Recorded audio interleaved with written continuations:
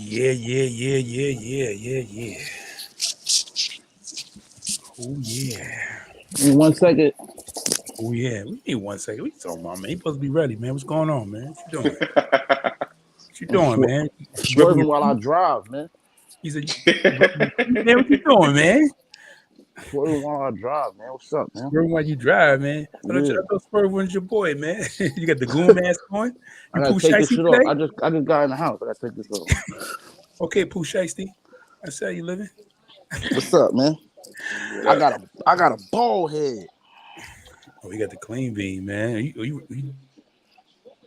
Baby? Yeah.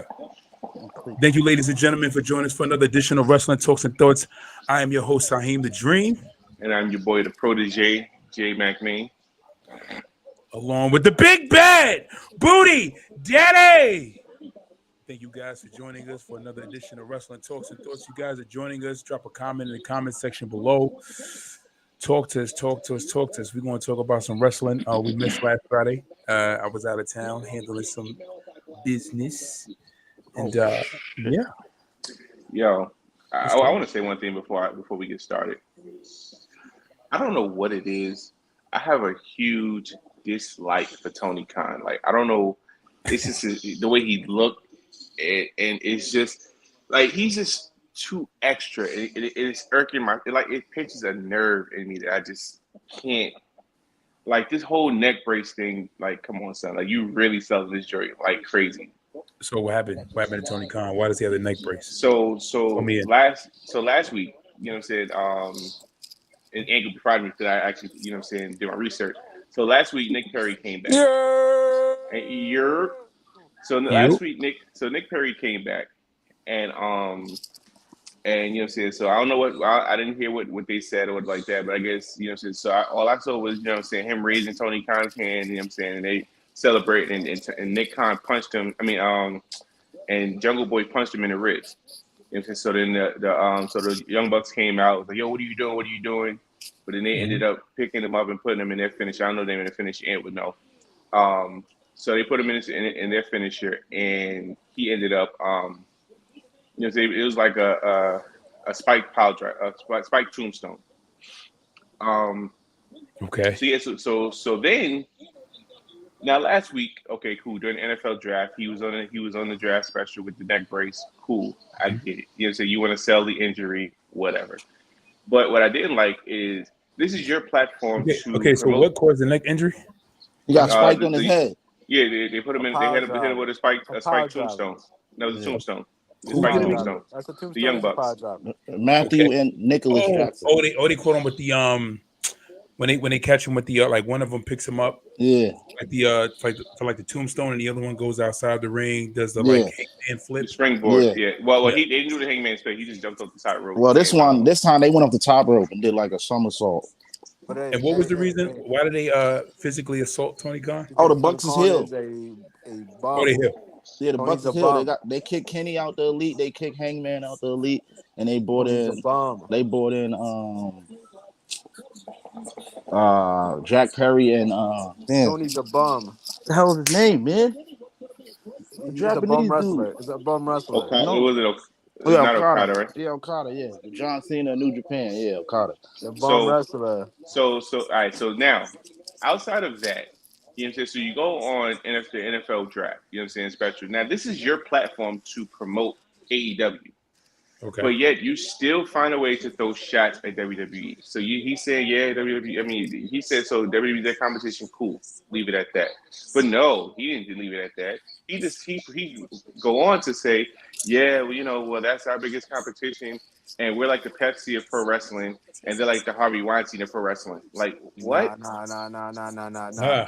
AEW is the Dr. Thunder of professional wrestling. You know what Dr. Thunder? Nah, the AEW cooking lately, dog. You trolling? AEW cooking.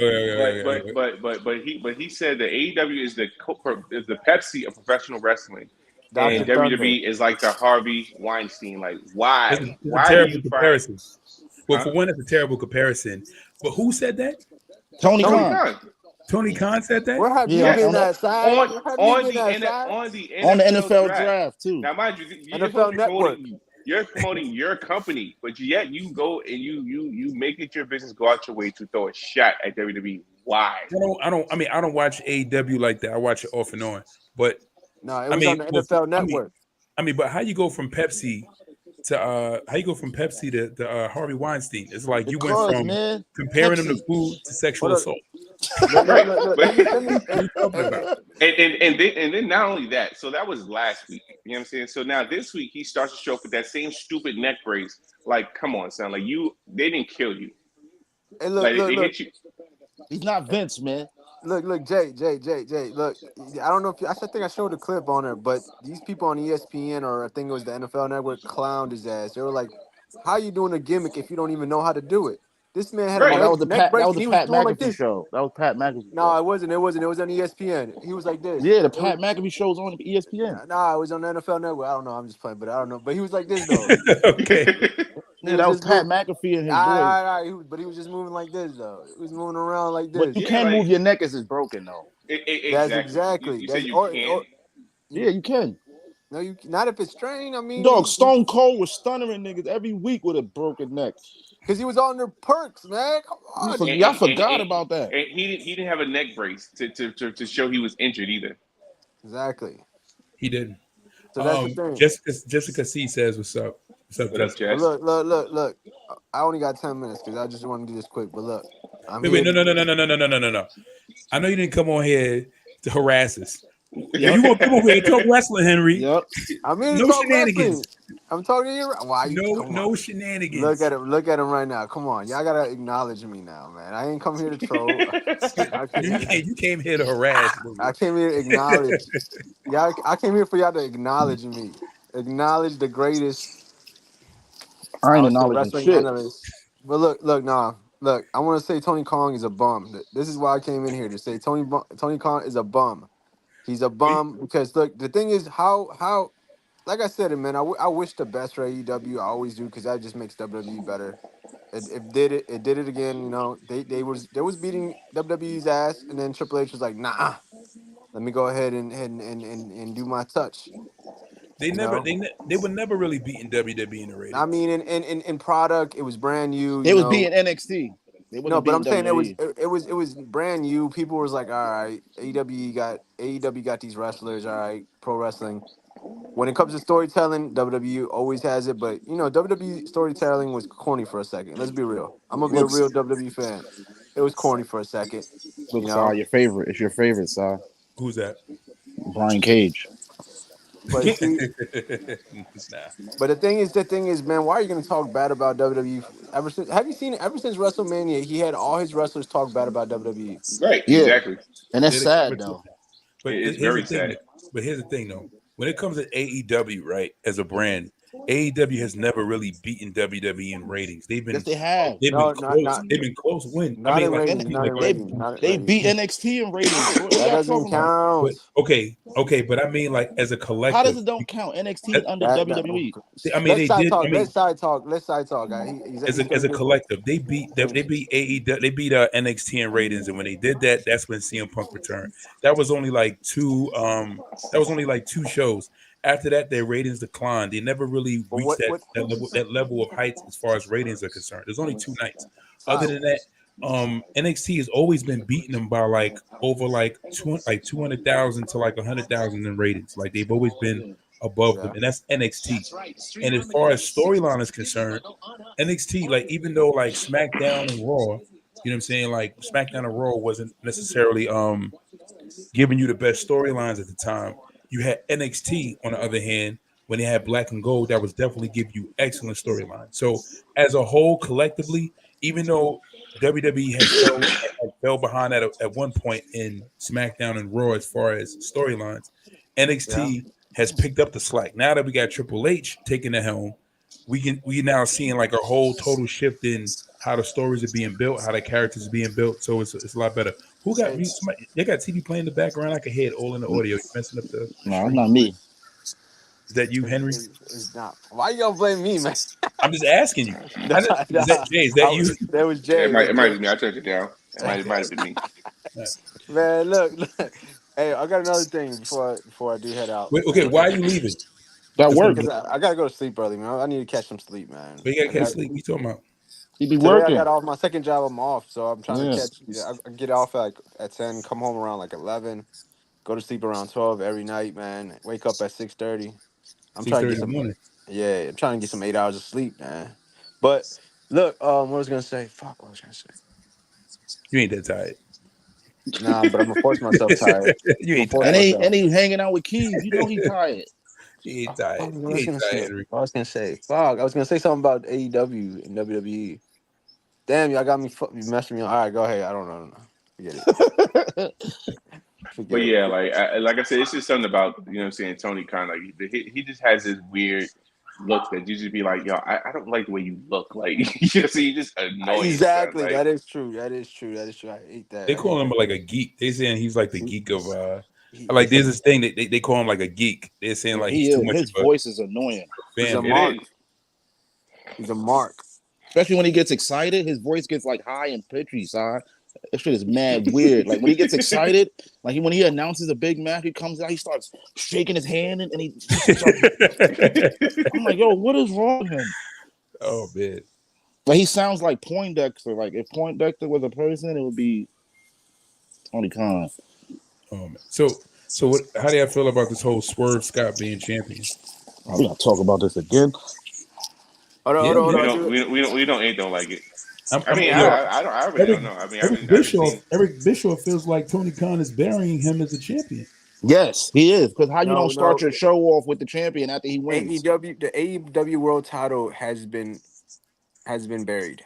But I'm gonna nah, tell you this why. when you No, get no, a no, new no, no. champion, you're supposed to start the show off with No, the yeah, new champion. exactly, Doug. exactly. But let's be real. Let's be real. AEW's title has been buried ever since CM Punk doesn't have it. Think about it. Even with MJ, that's his name, right? MJF, Yeah, Mark. Hmm. Maxwell. Yeah. Yeah. Why is the world title in the middle of the show? Why is the world title second match of the show? It always since back in the 70s and 80s and 60s and 40s, the heavyweight title, the world title is always the main event. No matter what, he starts the show or he ends the show. AEW does not do that. How do you get a New Japan Wrestling champion to start your show? That's some fucked up shit. Well, I mean, yeah, that has always been Well, that it always has to been do with the the storyline that they're goalpost. building right now with the elite taking Building with over. what you see what I'm Listen, saying? they building a story with the It elite doesn't taking over matter. AEW. That's It why it's doesn't all matter. kayfabe. The world No, see, title you had to always got to watch be Dynamite important. tonight because Swerve came out and mentioned that. He said that. He said that. That's all a story. He said that. He Yeah, Okay, came out and said it yeah. tonight. He said Yeah, EVP just taking over. yeah.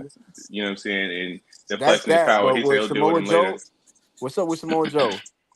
What's up with Adam Page when he had it? What's up with Adam Page was never in the middle of the show. He always started it MJF? off or ended it. No, Well, I want to say something real quick. Here's the thing, right? This is where I feel like AEW failed at. So Henry, you said that once they didn't have CM Punk as a champion, that's when they kind of failed. I have to disagree with that. This is where I see it. This is where I say it like this. I have the same opinion you have, but the difference is I see it this way. I feel like once they gave CM Punk the title, they failed, and I'll tell you why. This is why I say this, and I said this before like the title. Once they pushed that title off of Hangman and put it on CM Punk, and then we seen all the debauchery that happened just to have CM Punk leave and go back to WWE out of spite of AEW, and then for them to have to now build, not necessarily build up because they had MJF in the cut, so they had him on clutch, so they was able to put the belt on him in order to kind of like salvage their momentum of creating new stars and building new stars. Like that took something away. So to have CM Punk, this big investment, this major star, and again, Tony Khan did make a great decision by bringing him back, but I felt like Tony Khan should have held off on putting a title on him because number one, you're building a fresh company and you want to come off, you want to be that company that gets that hold on or gets that grasp in creating and developing new stars. If you but you can't also do want that, to, level up the world title. you said Like, get what? me wrong, no, you're right. You're saying right things. Like, even CM Punk should not have won the title, but I can see why Tony Khan puts it on Johnny Mox and why he puts it on Jericho, why he puts it on CM Punk. What he didn't fail at putting it at Punk. He failed at making Adam Hangman a superstar, a superstar. Like MJF is already a superstar. You can already tell his charisma. You could tell his action. But the thing is, you put that man more time in the main event or in the opening. Make him the face of AEW. Who Mhm. is the face? Who is the face of AEW? Like right now, like be honest. Who is the Mm. face of? That's an excellent question. You know what Brian that is? You know Danielson. what? You know what? That is an excellent question. That Brian is an excellent. Danielson.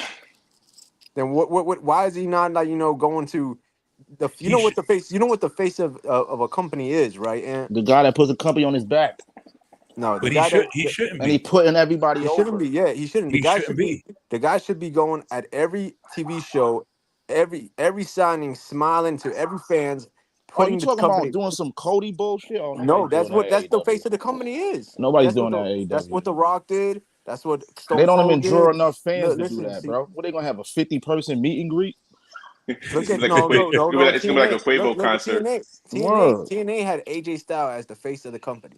Well, he wasn't doing meet and greets like Cody.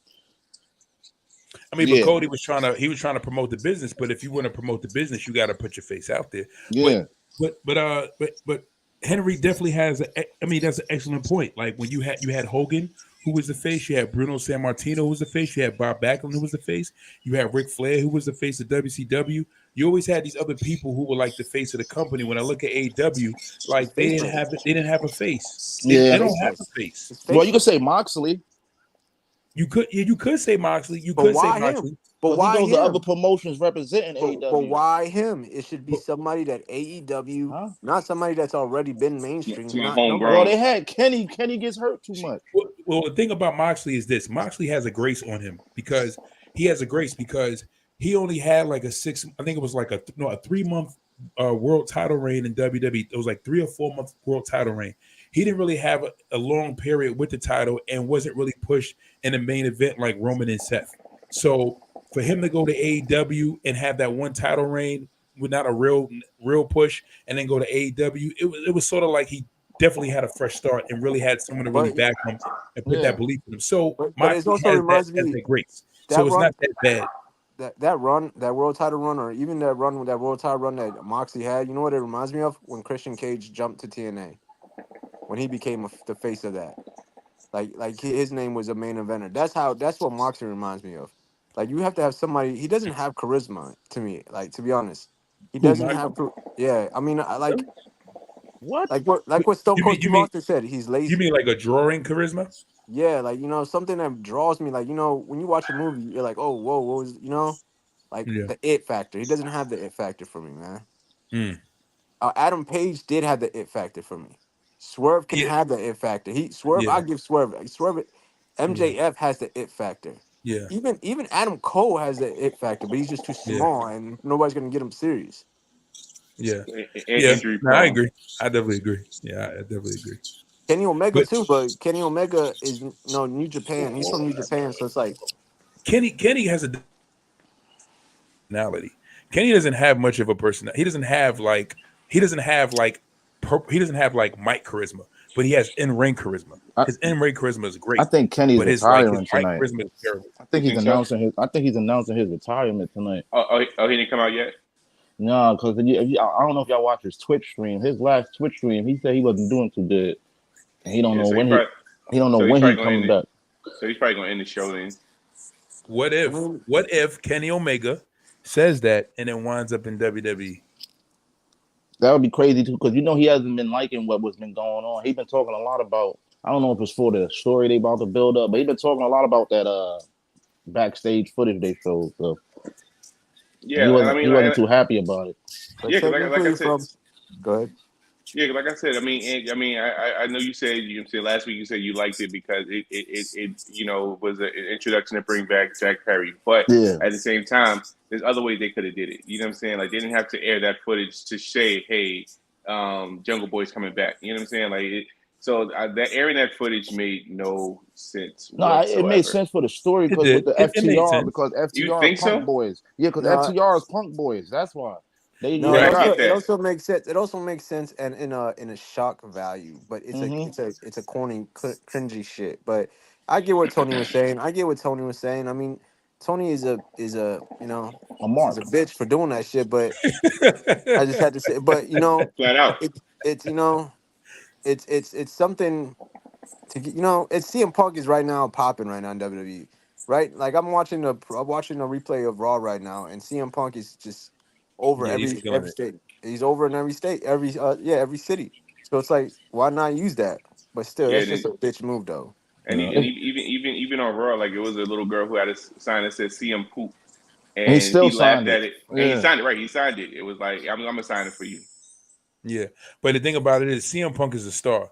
So you put CM Punk in any situation, you put CM Punk in any, any promotion, he's gonna make something happen Hey, because again, he And knows and how the, to and cut the, and the, and the, promos. cra- what, and the what, He crazy knows thing how to have great matches. what did I and the say? What crazy did I tell Trav? What did I tell Trav? CM Punk put ashes to seat. What did I and it's say? cra- and it's crazy because I mean, What he does. outside of the Rumble, he That'll hasn't be a really bad. had a match. But the storyline he has with Drew is just so entertaining. It's just like, wow, all right, they didn't even have a match yet, but I'm intense. You know what I'm saying? So when they Yeah. actually do, so they're building up. So when they do have that match at SummerSlam or whatever, Punk is cleared. You know what I'm saying? It's gonna be like, all right, I've been invested since January. So you know what I'm saying? So they're kind of like still throwing fuel on the fire and like slow burning it a little bit until you know what I'm saying they had that match and you know what I'm saying you had that big explosion. So who do you think? This question is especially for Ant. Who do you think Swerve should lose the title to if he drops the title soon? I mean, he ain't dropping it soon. I assume he's not dropping it soon, but I seen his promo work after he won the title, and he came out, and it was like he didn't even really like celebrate. If I watched the wrong show, I just remember him coming out. He had the black coat on, and he didn't even come out and celebrate. He just came out and just started talking about Tony Khan and all this other stuff. And I'm like, bro, you just won the AEW world title. Like, why are you talking about Tony Khan and all this other? Like, yo, dude, you supposed to be in there celebrating, talking about you the man, you got the most prestigious title in the wrestling business, and he started talking about Tony Khan and all this other stuff. So, and who do you think should be the person that take the belt off of Swerve? He's watching Kenny Omega. Never mind. All right. But I So was gonna say, something else. Do you guys think that if Tony Khan stops talking about WWE and puts effort in these storylines, at the end of the day, professional wrestling, I don't want to say it's dead, but professional wrestling is not professional wrestling like people think it is. Professional wrestling is sports entertainment as well. You have to have some right, sports entertainment as well. You Well, know, right, well, for here's the thing. Here's the thing. They have been putting effort into the storylines. It's just that the storylines, it's like they need to find the right moments or pick certain things that makes the storylines very compelling. I went on, like, if you ever get the time, and I'm telling you, you will not regret it. If you ever get the time, go online and look up Hangman Page versus Moxley feud, and somebody put together like a collage of just their matches and their feuds, and they don't give you like every play by play of the match, so they don't so the video's like extra long, but they give you like the highlights of the matches so that you can stay interested into like the whole video. The video is like maybe an hour, but it's a good hour to watch. But you get to see how great the matches were and how great the storyline was and how they was able to have a feud for like how they went back and forth in one match and two matches, and then like later that year or like a year and a half they circled back around to the feud and how it all made sense in the end. So like the way they built Hangman Page has been really, really good. The way they built Moxley was really good. Like they really have, like AEW has the potential and have really been putting great builds and you know, storylines on their characters. It's just that the way it's the compellingness of how they're appealing. They just need to continue to figure out what it is that pulls people but in you know, a little but bit more. who's instead of behind taking that? shots all the time. That I think that's our biggest problem. That's my biggest problem. I can't speak for Yeah, everybody, but that's my biggest problem. Like anytime you get a chance, you're throwing a shot at them. Like why? Like they're doing what they're doing over there. They're not even worried about you. Like Right. outside, them saying ever since Edge was the last person who made a reference to AEW, but he didn't even refer. He was like, you got people other when him and Miz had the feud. He was like, yeah, you got other people other companies. You know what I'm saying? Referencing you like. But that's the last time that WWE has even mentioned or even said anything about AEW. But yet every week AEW is saying something about WWE. Like it could be they're saying from Tony Storm to but going to the Will Ospreay. Going to the Tony Storm thing. I saw a video today about Cody saying that that's fucked up what they did to him. He said, I would never root against AEW, but Tony should have told her, man. Like she disrespected Cody and his wife and all that, his family. You don't Right, do that she shit. did. Who? You don't do Oh, that shit. Tony. Oh, Tony making that comment. Yeah, Tony. Like Yeah, that you don't do was that shit. disrespectful. You don't do that again, shit. and right, and that had nothing to do with her. You know what I'm saying? Like Cody got to stop being a bitch, dog. Listen. you said, Cody. Yeah, he got to stop being a little bitch. No. Tony got to Cody? stop being a Oh, bitch. come She on, didn't here go say Cody nothing hate. disrespectful, bro. Bro, Yes, it's she still did. disrespectful. All It's she still said is, when I disrespectful. win, I won't have my family come in But the that's ring and my boss disrespectful. celebrate Why with would me. you do that to somebody that Bro, helped cut create that out, bro. create AEW, man? Cut that out. Sit your Fuck cute Cody, ass man. down, Wait, man. Sit nah. your cute ass He got a down. point. Nah, he got a point. Yo, Tony, you would not. Tony, listen. Let's start right here. Like once she got booted out of WWE, she would not have a career right now if it wasn't for Cody. That's facts. That's Right. super That's facts. So for her to even say that, yo, Cody putting food on your table because of Cody and the EVPs, you know, Cody and the Bucks starting what they started with that whole company. But if it It wasn't was for a Cody, joke. if It wasn't nothing serious. no, if it wasn't for Cody talking She to does Tony, this every if media it wasn't scrum. for Cody who was talking to Tony Khan, there wouldn't be no AEW. Bro, she Right, does but this he- every he brought- she he does this brought every Young Bucks media along. scrum. As Right, soon but as she Young mentions Bucks along. Cody, people butt get hurt. She does it every Right, but media even scrum. right, She but mentions a well, WWE athlete every media Why? scrum. Why though? Why Because it's though? part of her Right. image. It's funny. It's No, hilarious. it's not funny. It's not Yes, it hilarious. It's is. whack. It's It's whack. funny, bro. It's If you don't whack. watch It's AEW, whack. you don't know her It's her whack. character. It's That's just why. whack. It's just whack. Nah, you don't know her character. It's funny. Mention AEW characters. Mention She AEW does. wrestlers. She mentions But she everybody. mentions WWE. It's whack. Y'all wasn't defending Nikki Bella It's when she was whack. talking about Nikki Bella. Nikki Bella is whack. Okay then. Yeah, Nikki's trash. What's the difference? Cody's Nikki- trash but- too. What's the but difference? Nikki doesn't. No, Nikki he's doesn't not. work He for draws anybody more else. than he's not. AEW. He draws more than He's not. AEW. But honestly, to be honest with you, whether it was Cody or whoever she referenced, it was still out of line. You know what I'm saying? Because again, that has nothing to do with you. You know what I'm saying? Like now, if they took a shot at you, assessing about you, or so they were like stealing your gimmick, then yeah, you have a right to say or defend it. But at the end of the day, that your media scrum, you won your match. You talk about your match, or you wanted to call out Nikki Bella, cool. You want to talk about people in AEW and the company that you work for, cool. But why are you taking shots at somebody at a different company who has nothing to do with you? Probably don't even know you, to be honest with you, because he left before she got there. You know what I'm saying? So it's like that was stupid. She Now, did what I would have did because what he did was corny. But look, you love AEW so much, Ant. But if it wasn't for your boy Cody, it wasn't AEW just him, wouldn't be bro. nobody. It wasn't for the But Bucks. so- Stop that. so- It wasn't for Matthew and Nicholas Jackson. Stop that. Whose idea? So whose idea Matthew was and all Nicholas in? Jackson. So whose idea was all in? Matthew Cody's and Nicholas idea. Jackson. Whose idea was all in? No, Cody. it wasn't, bro. What did No, it Tony wasn't. saw? Tony saw all in. Cody wanted to talk to him. Who welcomed him into the Bullet Club? The Young Bucks are shit, bro. The Young Who Bucks welcomed him wasn't into for the Cody. Bullet Club? That's why AEW's going down. Stop it. Who welcomed him into the Stop Bullet it. Club? It's If it going wasn't for the Bullet down. Club, it would be It's no going Cody, down. bro. It's going down. But if you think about it, but I mean, at the end of the day, you know what I'm saying? Cody does his reference to the Bullet Club every big win he had. He knows You know it what wasn't I'm for them, it would be no him. Right, but he's not throwing shot. He's throwing homage and like, yo, like, you know what I'm saying, he throws up the piece and with the smoking gun. So that's his homage to saying, yo, I'm paying respect. He's not throwing shots like, oh well, I had to leave that a company that I built in order to get to be world champ. You know what I'm saying? He never said any of that. You know what I'm saying? He don't even talk about them at all. And that, like, again, that's one of the company he helped start.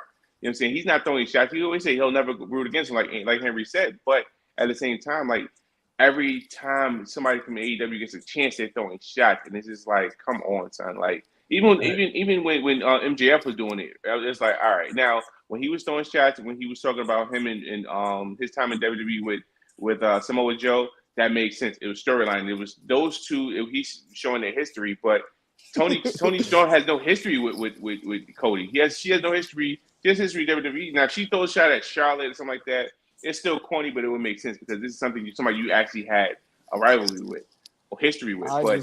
There's nothing with Cody. All right, so real quick, Sean Key says, "You ever make a biddy hit her knees?" So check this out, right? Here's the thing about Tony Khan, right? Not Tony Khan. I said Tony Khan. Here's the thing about Tony Storm, right? Like Tony, what story does Tony? It was Stop corny it. when Tony Storm made the comment. It was corny. It was corny because it's like, what story? What story you got? Like It's good for TV, son. nobody cares about your That's story. not Yo, It's good. the only thing, hilarious. Y'all only didn't people, laugh when the she only said thing that. that Don't people lie. really care about when That's it not comes good for when it TV. comes to Tony Storm Look, is Not at the all. cake. Tony We should only, take we notes only, from they only care, WCW. the guys only care about the cakes. They don't care nothing about your wrestling. They don't care nothing about your whack Amen. No, her character's Amen. fire. No, her 1935 character's Amen. fire. character Amen. promo. We Her don't care character's Amen. about fire. that. Amen. We Her just care fire about your character. shape. That's what we care about. But Amen. she has no Amen. real. Wait, chill. She has no storyline. She has no real story. She Amen. has no legacy at all. She has no Amen. legacy. So that's what made it corny. It was just like, why would you even make the comment about Cody and even compare yourself to Cody? That you have no legacy. You're building a legacy right now with your character. You started a legacy by being a women's champion, by being the NXT European champion. You know what I'm saying? But it's like, but even outside of, you're not even in the top 5 top women in AEW. You know what I'm at saying? all. So it's like, Not at all. Yes, she is. top 5. What you Name 4 other girls in AEW better than her. Hey, Jay, there is top 5 because there's only 5 wrestlers. Female wrestlers there. Name 4 other girls in AEW better than her. 5 wrestlers. She's There's better 5 than wrestlers Britt. there. She wrestles 5 better than wrestlers Britt. there. She wrestles better than Mercedes. 5 She wrestles wrestlers. better than There's Willow. only 5 wrestlers available in that fucking roster. No, it's for not. You one got show. Serena Deeb. You got Oh my Mariah god, May. bro! You got Camille. You only see So two. You only see a one okay, wrestling match. all right, so again, Raw only put on I women don't once a want. night too. No, you're wilding. The women, Raw has like 3 Hey, look, women's matches look, tonight. he talking shit about WWE. Then don't fucking watch it, and you So always stay watching it. Look, he Nah, talking y'all so just shit on AEW when they doing good right now. no. I'm not. AEW No, we're simply talking about Tony Storm's comment, and again, I mean, from my It was personal really opinion, towards I Brandy. think, It wasn't towards Cody. But why? So right? We don't. They real probably quick, had a real quick. backstage thing. We know. We'll never know. I'm sorry, real quick. Hey, Sean says, "What are Keith. you talking about? I'm late." He wants to Hey, know. we talking about how you make a biddy hit her knees. They Nah, talking about why so Tony Keith, Storm said that. Media Storm. Yeah, Tony yeah, Storm, Media Storm. Right. Why Bro, Tony don't ask that. Storm Cody, made the statement? Keith's Why gonna Tony Storm make that statement about her celebrate when she wins a big match? She's not gonna have her family celebrating, taking a shot at Cody winning the title, finishing the story at Mania. That's what we're talking about, Keith. But yeah, again, like it doesn't make sense. Like I feel like Athena is a better wrestler than Tony Storm. Yeah.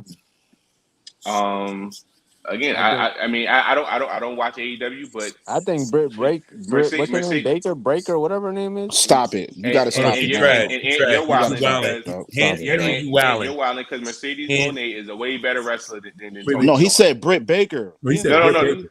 I'm not sure about Britt. I haven't really watched many Tony Britt is Baker better than matches, Tony. but Yes, Oh, you don't want to see Britt Baker wrestle. Mercedes Paige is better than Moné. Tony. Paige is better than Tony. Mercedes Moné. I agree. Paige, Mercedes No, Moné she's is not. better No, than her. she's not. Mercedes You don't No, think she's not. so? Wait, Paige, what? you haven't seen Paige wrestle since she's been back? Sasha Banks I is the haven't. #1 Yeah, wrestler y'all that haven't they seen got. Paige. Paige is not the same Paige we know. Paige is trash Sasha now, bro. Banks is the #1 wrestler that they got. Better She than can't Tony. even wrestle every week due to her condition. She got some condition where some bumps or something where she can't take bumps, where she only can wrestle every other No, month she or got something like that. she got the same injury as Bryan Danielson, Edge, Stone Cold, and Sting. No, not that neck injury. She got something else to do with her skin or something where she can't take bumps or something like that. I don't know It's about some that. weird shit. I think it's what Raquel got. That shit that Raquel got. What's it called? Cirrhosis? Yeah, something like that. She can't take bumps like how she used to. Hey, but still, look. Even when she can And when she wrestle, she's better wrestled, than she Tony. can't. No, it wasn't. She's better No, than it wasn't. Tony. Did you She's watch her better than wrestle since Tony. you've been at AEW? She's better than Tony. She's No, better she's than not, bro. Tony. Paige I is can't. not the same. And I I'm a big honestly, Paige fan. look, Paige is not the but same, I bro. can't. But honestly, I can't sit here and name a Yeah, top Paige ain't the one. same. I can't even name my favorite Tony Storm match or a top tier Tony Storm match. To be honest with you, like even when she fought Rhea Ripley, Ruby like Riott I is really better don't than see. Tony. Who?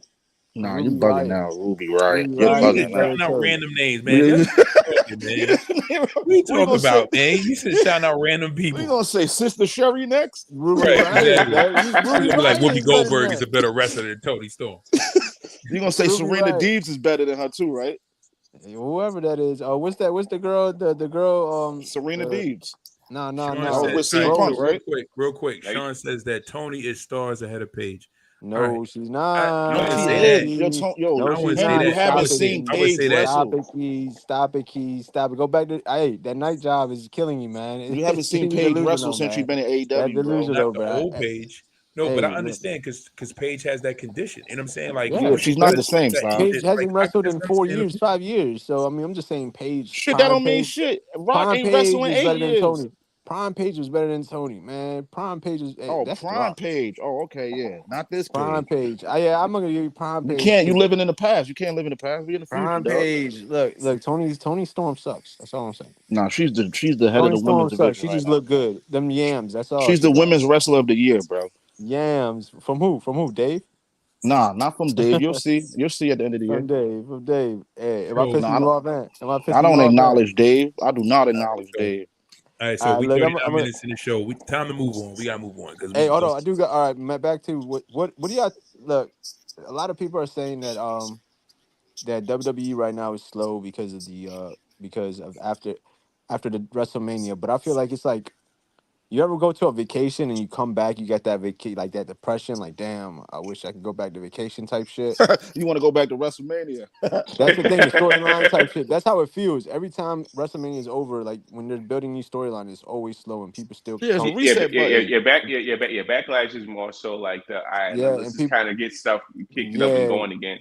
people Right. start complaining about like I hate when people are complaining. Oh, I can't watch WWE no more because Cody's But you, champion, man. The but you know, ratings are low. I'm gonna tell you what it is. Like they put so much time, effort, and energy into WrestleMania, so it's just like, all right, let's just relax a little bit. You know what I'm saying? Yeah, I don't want to keep y'all But on I go get mode. it. Let's just You, they gon' coast a little bit until we kind of everybody goes to their respective brands on May 6th anyway. So right. that's what Let's I'm talk about saying. this. Let's talk about this draft. That's something we need to talk about Hey, because like I ain't over it. honestly, Hey, I still watch the rest of Raw, but so all right. Wait, this hold. All right, draft wait, hold on is a second. Wait, hold on a second. One at a time. One at a time. so this draft was mediocre to me. Like honestly, like yeah, maybe one or two people switch and see Triple H kind of foreshadowed it and said, you know what I'm saying, like look, like you know what I'm saying, the important thing is not only building your foundation, but you know what I'm saying, keeping your it's star. So keeping he superstar. kind Yeah, of foreshadowed that all right, most people are gonna stay on their brand and you may have one or two switches with a couple of call ups. Now um, I'm kind of mad DIY left Raw, but it makes sense because you know I think they'll shine on SmackDown. But the NXT call ups, Blair Davenport, who else got called up? Carmelo Hayes. Kiana James. I'm talking the women. Lara Uh, Valkyrie. yeah, Lyra Valkyria, and yeah, I think those are the three women that got called up to Raw. You said Kiana, Some right? And Kiana James. I thought Roxanne would get called up, but she's a champ, so I was like, all Oh, right, I kind of Blair figured. Davenport too. Yeah, Blade Davenport. Yeah. She went to SmackDown, right? I think they all went to Raw. No, I think Blade Davenport went to SmackDown, Mm. but But Kiana wait till James and Belair Valkyrie went to Raw. Now, Dijak also went to Raw. That was like one of the post drafts. hey, but look, wouldn't y'all think that I know why WWE does the draft at this time? Well, they did it. Well, why they did it this year at this time? Because they were trying to do it like that with the NFL, the same time with the NFL. But I think they should, I wish they would do, or if they could do, is that I stole this idea because I saw it on I think on Facebook or Twitter. But they should do a draft for NXT stars. what do you mean? Yeah, what do you mean? Like add NXT into the draft?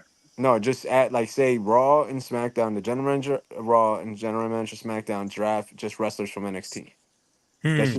That's like Okay, because I see what you're that's saying. like the NFL, or NBA or any Oh, any after sports okay. center. You draft college players. NXT is like the college, unless they're trying to make it a third brand. Now, if they're trying to make it a third brand, I get it. I Yeah, mean, I think but so. Well, But I I just think don't so know what because Sean's gonna do. They well took because all of even Sean's main stars. yeah, but you see, Meacham was on last night, as well as Chelsea Green. Now, I'm upset and I feel away because we're not gonna hear Samantha Irvin announce Chelsea Green the way it's supposed to be announced. And Chelsea Green. yeah, I feel the type of way about that. But Really? outside of that, Really? That's hey, the best part about her entrance. hey, yeah, hey, right, exactly. But hey, so I noticed that they started this right before WrestleMania. That they don't got Samantha doing both shows no more, right? No, No, they no, brought she been old stuck. boy Nah, back. she, Old boy came yeah, back she, too. What's his yeah, name? yeah, The NXT yeah. announcer, the one from Who? Black and Oh, Gold. Side. What was his name?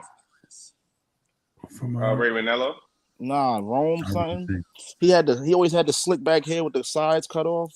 I can't think of his The name, but black You and talking gold about? dude is back. You I think talking I know about? what you mean. You I talking don't know his about? name, but I know who he's talking about. I don't know his name. He's back. I Oh, just he's know an that I NXT saw. Corey announcer. Graves? No, No, not not Corey Corey Graves. Graves. It The was the ring announcer. announcer, the one that used to announce everybody on Black and Gold. He had I don't the remember his strong name. ass, not Dapper Dan, not the one that's in AEW, not him, not the Dapper Dan, not him. But the AEW, I mean, like their main roster presence was heavy on SmackDown. I mean, on NXT last night. You had Ivar had a match. Mhm. The OC had a match. I mean, Yeah. sorry, the Good Brothers had a match. Yep. Like I said, Meacham it was there last night, and Mhm. Chelsea Green and Wesley came back. Yeah, that was surprising. Did But Yeah, anybody from the SmackDown or Raw roster get drafted to NXT? Nah, no. Now that NXT would be crazy. I like that idea. That NXT would be wasn't. crazy. It would, but NXT wasn't included in the draft. Their superstars were eligible to be drafted to Raw, SmackDown, but NXT didn't draft anybody. And they're gonna have a tournament. So at Battleground is when they're gonna crown the women's North American champion. Hmm. oh, that's dope. That's They dope. doing it That's in the dope. UFC arena in Vegas. That's Oh, so dope. and they're introducing the Women's North American Championship in NXT. Yeah. Yeah, That's dope. And the I mean, rumor Okay. is we're gonna get a mid card after this. Everybody goes to their respective brands. We're right. gonna get a mid card title for the women's on the main roster. but that's the They thing. need That's the to. thing. But that's the thing. I don't like the thing they did with the tag team champions. I don't like that. Like it's both brands. Like I get the roster small for the females, but it's like, man, No, it's not. No, actually, the roster is actually kind of big because, you got women like because right now you got Tiffany Stratton and Naomi fighting for the title with Bailey, but Hmm. you got certain women on each roster that's going to nowhere be even considered for a heavyweight title like Chelsea Candice Green. LeRae, Indy You had it Hartwell, right. Chelsea Chelsea Green, Green. right? Yeah, I'm Chelsea saying Green. like women like that. I hate to say it, Shayna Baszler, Ivy Now, Mhm. um, Zoe Stark. Like they're not gonna be, what I'm saying, in the now I heavyweight get it. title picture. So you give them, so let them have the mid card title and raise it up to raise their stock to people But like, that, all Hmm. right, well now you the can kind thing, of push them. but the thing, what I'm saying is, Jay, is that it's gonna be for both brands. So you're gonna see divas that are superstar female wrestlers are gonna be from Raw, go down to SmackDown, and it's just like Now I think if they're gonna have one for each. They if should they do, have that's the a if they women's. do. Yeah, they have a women's intercontinental champion and a And a women's women's United States United States champion. champion. Yeah. That's dope. If they do that, that's dope. I think I have that. It should have been done ages ago. But fucking Well, Vince. I mean, they don't really have a big rock. Yeah, They they come really That's with what I don't was. still. They really That's still what I don't was have a big saying. That's what I roster. was saying. That's They what I was do, yeah. they saying. do. Yeah, Right. no. You forget it's a lot of women that they don't use, but they have a lot. Like for instance, like we just seen three women from NXT get drafted to the main roster. You know what I'm saying? You Mhm. got you got Charlotte, you got Becky, you got Liv, you got Rhea, you have Naomi, Bianca, Jade, the And you, Kabuki Warriors, you have Dakota Kai, Okay. So EO. so and So, so so, so so Jay. there So is an extensive women's you know what's roster. You know crazy what I'm though? saying? so Before Jay. you go side, like Yeah. the girl Kiana James who got drafted from NXT. NXT wasn't barely using her, bro. It was Yeah, they wasn't. barely using. Well, Yeah, well, here's, they brought her in on some like once in a while, or it was some random feud that didn't make sense. well, Like here's my question. Even Gigi Dolan, like I feel she should have got drafted. Well, here's the thing. This is my question, right? Like we barely see some of these women, right? Which is y'all point, which is the point that's been made, right? Hmm. But here's the thing, right? Do we really want to see more women's matches? Really? Yeah, Piper Niven, baby. I mean, Nah, it's not about seeing not more, the cat. but I mean, Not the it's not cat. a You can stop capping it. it's not about Marvelous seeing cat. more, but it's in having, what I'm saying, like, matches that's important that have us more intrigued in it because Yeah. they'll have a random tag match with Ivy Now and Natalia. and Maxine Dupree versus Wait, hold on a second. Wait, so Jay, Candice you LeRae said, and Indy Hartwell. and- Like, yeah. I'm sorry, Sai, Jay. you acting like you don't I- want to see more of Natalia, Sai. Stop it. I like Natalia. She's a great wrestler, but you know, What? I don't know. Whoa. I don't want to Say see that a one lot more of time, Si. Huh? Say that one more time. I don't want to see that much in Natalia. No. But Before you that, don't want to said see that Natalia much. is what? She's a great wrestler. A great wrestler. Natalia. Yeah. Yeah, Natalia is one of the All best wrestlers on the roster. All right, The new Natalia is low. definitely a great wrestler. That new low. Natalia. Hey, Zai. Oh, Stop what's it, happening man. here? Zai, Y'all stop. I disagreeing told you. You're We can't. disagreeing that Natalia's not a great wrestler? I told you we can't She's acknowledge not better you, man. than I'm the Piper head of the Niven, table. though. I'm She's the not head of the table. Here we go. I'm the head of the table. Natalia had Natalia had her run. You know what I'm saying? She's no Piper Niven, though. But at the same Piper Niven. But at the same time, Ronda Rousey? Let me ask you a question, Si. You said Natalia's a great wrestler, right? Yeah. Who on the main roster would you be interested to see her in a feud with? Piper Niven. I'll wait.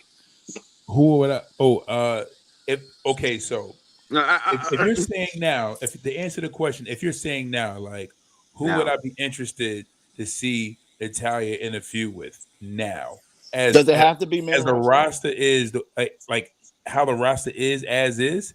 Mm-hmm. Nobody, really nobody. Exactly. That match last night with Lola Vice was fire. That was subpar. It didn't catch. It didn't spark me. However, hold on a second. However, if built correctly, like if we're talking about Shayna Baszler from NXT, if we're talking about the women who were like, if we're talking about Rhea Ripley. Well, we got Rhea Ripley now. If we're talking about the way Triple H will put together the roster and build the storylines for every wrestler and how he builds them, I would want to see Natalia go up against those people. We've seen that already. Why would you disagree with that, Henry? Natalia, they did a storyline with Natalia and NXT. It was Natalia versus Charlotte. Charlotte had Ric Flair on one corner. Natalia had the Hitman on the other corner, and she dropped the ball. That shit, she just doesn't have charisma. Like she has the wrestling skills because she comes from the Hart Foundation, but at the same time, it's like watching Owen and Bret Hart turtle version. That's how slow she is. She's not smooth with it. And your favorite wrestler's slow. Oh, man, Who? Stone Cold.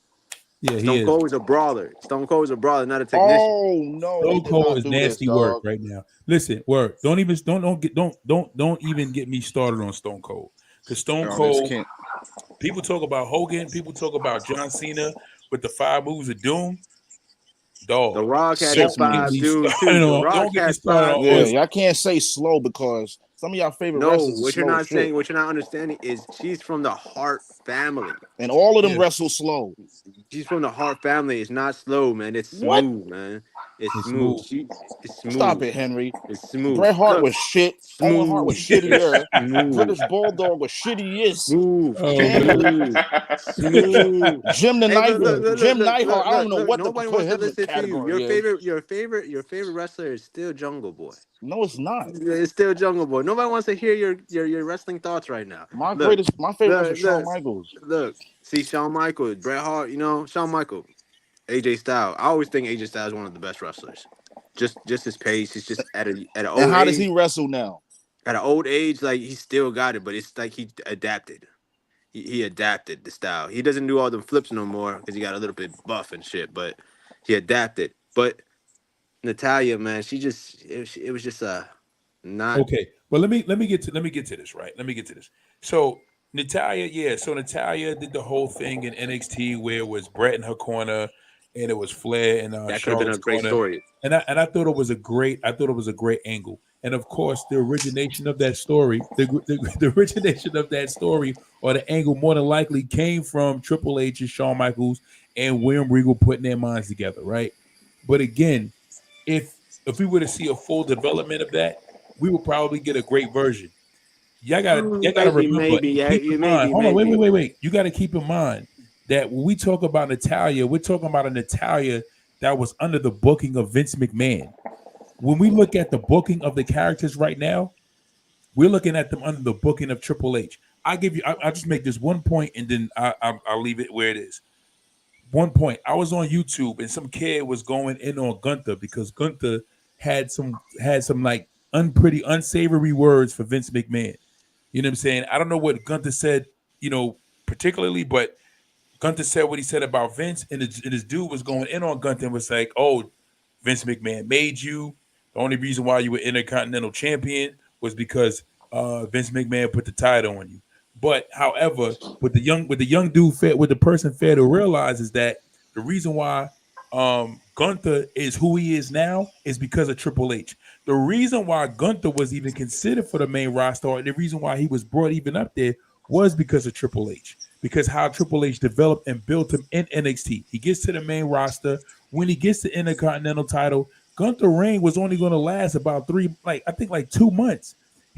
Vince McMahon was trying to book Shinsuke Nakamura to take the belt off of Gunther just to have the Intercontinental title flip-flop all throughout the roster. But The Gunther that we have right now is because of Triple H. Triple H saved a great character that was in development. So to end my point, my point is this: is that the development that Natalya could have went under, that would have seen a greater potential in somebody like Natalya, who I think is a great wrestler. Even though I do agree she don't have the greatest charisma in the world, she doesn't have much charisma. But what we've seen with Triple H and what he's done with stars at NXT, they're able to develop them with a little bit of charisma or something, or try to find something that works for them. You know what? He would have been able to find something. Because I only got 5 more minutes because I really do got to go. But look, if this is what's Natalya's problem, she wants to be a heart so bad, and she is one because of her family. But if she's just herself, if she just acts herself and doesn't act like a heart, maybe she. Look at what happened to Roman. Roman started acting like himself, and look what happened. He skyrocketed. No, that's not what happened. Roman don't have charisma. Skyrocket. Roman does not have charisma. If he acted like charisma. He acted like somebody else. If he acted like somebody else, like Vince wanted him to act, we would all be booing. Y'all would all not be saying. Y'all won't be saying acknowledge me or the one. No, but what I'm saying is he said it himself from the beginning. He said it himself before even when they started getting babyface in NXT when he was a heel. He had that. Well, if you don't want to call it charisma, he does have charisma because look at he's one of the main stars right now. You can't have charisma without that. So to get my point, last thing I'm gonna say is that Natalya, if she acts like herself, if she stops trying to, she's a try-hard. That's what it is. She's a try-hard. She wants to be a heart foundation so bad, and I get it for the respect, yeah. But if you try so hard, you're just gonna fail. But and even outside of that side, like going back to Gunther, like people don't know Vince is about to cut Gunther. He's about to release him, and they talked him out of it because he didn't like Gunther's look. He didn't, you know what I'm saying? So that's why Gunther started losing weight and got more lean and built because Vince is going to cut him because he didn't like the way he looked. You know what I'm saying? So again, Vince put the belt on him, and like you say, he wanted to take the belt off him, and it's because of Vince didn't like the way he looked. You know what I'm saying? Now, do I kind of like the Walter? Real quick, was it Gunther's? Well, whatever his name is, was it his idea to change his name to Gunther, or was that a Vince or Triple H shit? Because I heard it was Vince. Gunther's idea. It was Vince. I think it was Gunther's idea. It was old boy's idea. What's his name? Brother Love. Bruce Pritchard. Bruce Pritchard. Yeah, he was the head of creative. I think he was the head of creative then. Because they could have changed it like they did. What's his name? And Johnny Laurinaitis. But look, it was great chatting with y'all boys, man. I'll see y'all next time. Just one thing. Acknowledge me. Oh man, this is getting good. Acknowledge me. Be safe, bro. Be safe, bro. All right. Yo, turn on Dynamite, man. You missing this is getting good.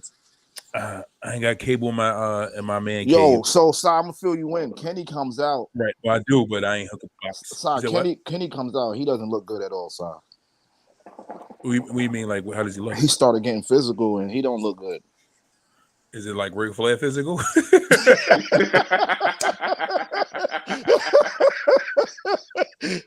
Nothing comes close to that. Oh man! Oh, that Ric Flair clip. Oh my god! Either Kenny's acting or they brought him back too soon. So what is Kenny? I mean, did Kenny make an announcement or what's happening? It sounded like he was going to make an announcement about retiring until the Bucks came out. I mean, not the Bucks. Okada and Jack Perry came out, and they attacked him. Then Kenny started getting physical, but it looked like his appendix started bothering him. I'm gonna go back and watch it because I just saw them backstage and paramedics with him. I'm gonna go back and watch it. And FTR came out to help him, so this is going to get interesting. Yeah, he has not. It's called testicular-itis, something like that. I forgot. Yeah, I'm pronouncing it wrong, but it's the same thing. It's the same issue that Brock Lesnar had when he was in the UFC, and it's where they have to cut off a portion of your intestines because it's infected with some kind of bacteria. Yeah, I don't know. I mean, he'll be all right because Brock recovered. You know what I'm saying? Like his body has to heal. Brock is a freak of nature, though, son.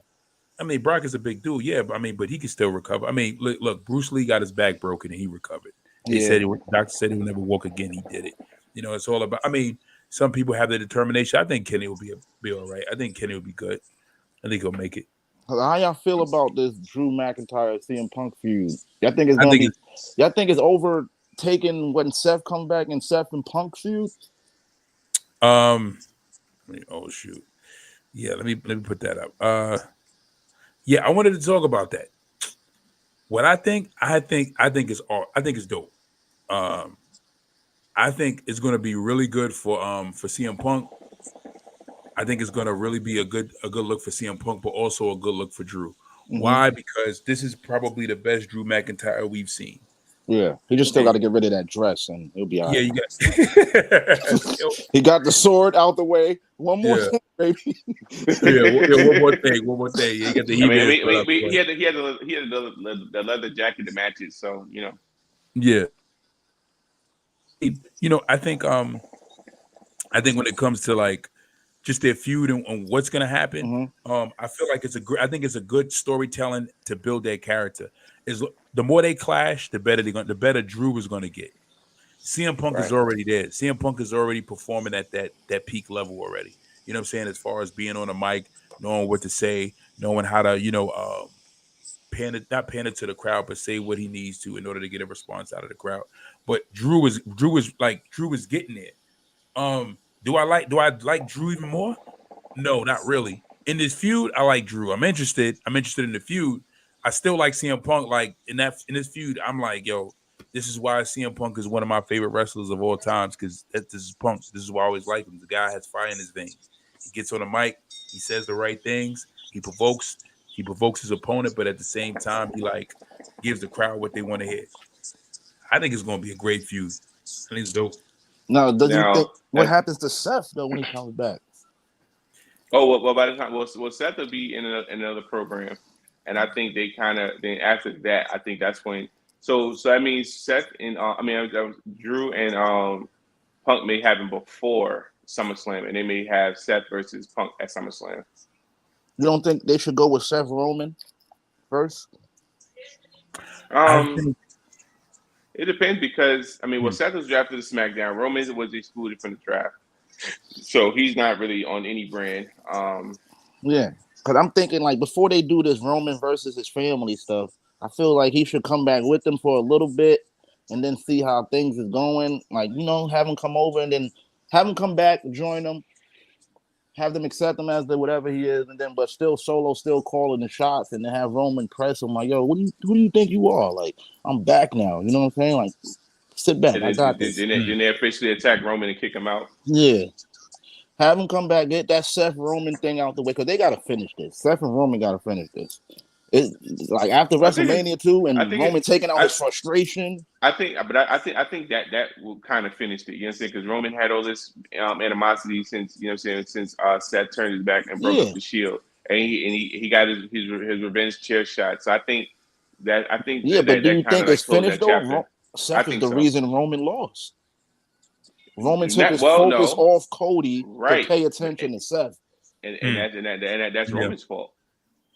So that keeps the feud still going. Because you're the reason why. Seth knew that, though. You took everything from me. You're the reason why I'm not being acknowledged by my own family. It's your fault. You know what? I definitely agree with you. I think, but this is what I like. This is what I like about Triple H's and this is what I like about his booking. Because remember NXT, that was one of the those are the little like quirks in a storyline that kept the story going, right? It was always like, say the Undisputed Era was having their feud with Pat McAfee. But before they had their feud with Pat McAfee, right? Months before, Finn Balor returned. Mm-hmm. And when he returned, he super kick, he kicks Johnny Gargano and portrays Johnny Gargano, and that kind of put him on the side with Undisputed Era, but he didn't side with them. He just kind of did his own thing. So then you fast forward when Finn Balor wins the NXT championship after Adam Cole loses it to Finn Balor in a tournament, right? Here's Kyle O'Reilly trying to invite him into the Era, and then Adam Cole being salty about it, he kicks Finn Balor, and it kind of like brings the story back into play. So it was almost like it really reignites the history that you have with that person. So I think they're going to eventually revisit that history between Roman and Seth with the Shield and just their interactions and them being involved in each other's matches and stuff like that. But they definitely need to have. I definitely need to see a WrestleMania match between Seth and Roman, because when Seth got injured, that definitely kind of like took a sting out. Took the sting out of the feud that they had going and that they were building to. It took away the sting out. It took the sting out of that WrestleMania they were supposed to have together. But that's what I'm trying to say. Yeah. I can tell you one feud I'm not looking forward to. I hate the fact that Ray and Dominic is back on the same show. Like, oh God, you're not looking forward to that? Absolutely not. Like, Dirty Dom, man. I'm over that. But now what I am glad of is that they separated LWO and Legado del Fantasma finally, so therefore they can have new feud. And they also separated the Pride and Final Testament. So like those feuds are over. You know what I'm saying? So now they can do their own thing. The Final Testament and the Pride. The Pride is who's the Pride? The Street Profits and Bobby and B-Fab. B-Fab, yeah. Oh, they called the Pride? Yeah. So who's the line? Who's the lioness? That's what a Pride is. Well, I guess Pride is full of. I guess Lashley's the lion and B-Fab the lioness. She's the only girl over there. So they called the Pride. Yeah, they call themselves the Pride. Yeah. See, first, everybody thought we thought this would be a good idea to have the Street Profits with Bobby Lashley. This does not work. MVP. It does not. It's just the name is bad. MVP was perfect, huh? It's just the name for them is bad. Yeah, it's not just the name. It's also their mic work. The promo work is nothing. Like, I get nothing out of them. You don't get nothing out of Montez? Nothing. I'm getting nothing out of them. I feel like they needed that. I feel they needed that little kickstart and that boost. You know what I'm saying? To be with Lashley to kind of like give them some kind of like something fresh. And you see they changed their music for like a month and they was like, nope, we're gonna change it back to the regular song. You know what I'm saying? But was it that they needed a kickstart with Lashley, or was it they needed a boost with actually winning Tag Gold? Because to me, I feel like what made them stale was that they don't need gold. They didn't reclaim gold again. Because even with them being stale and they win gold, they would have been stale with titles. You know what I'm saying? Because it's like the tag team division is kind of weak. You know what I'm saying? I mean, now you put New Cash Republic and you got other guys that teams you kind of put together. So now you're trying to rebuild the tag division. But if you put if you would have put the titles on the Street Profits, like it wouldn't have made a difference, or when it changed. It might be at that time it was the undisputed tag title. So you know what I'm saying? Who's it gonna fight? The New Day again? You know what I'm saying? Like I think the New Day It didn't going make. back to being heels too. I think so eventually. Well, Now Ilya on Raw is going to be fire. I can't wait for him and Gunther to cross paths. we got Lena. What's up, Lena? What up? What up? My fault. I had the sirens, the riots and stuff. That was my fault. Lena's in the house. But yeah, Igelar, he's joining Imperium, man. Who? Dragunov. Oh, Ilya.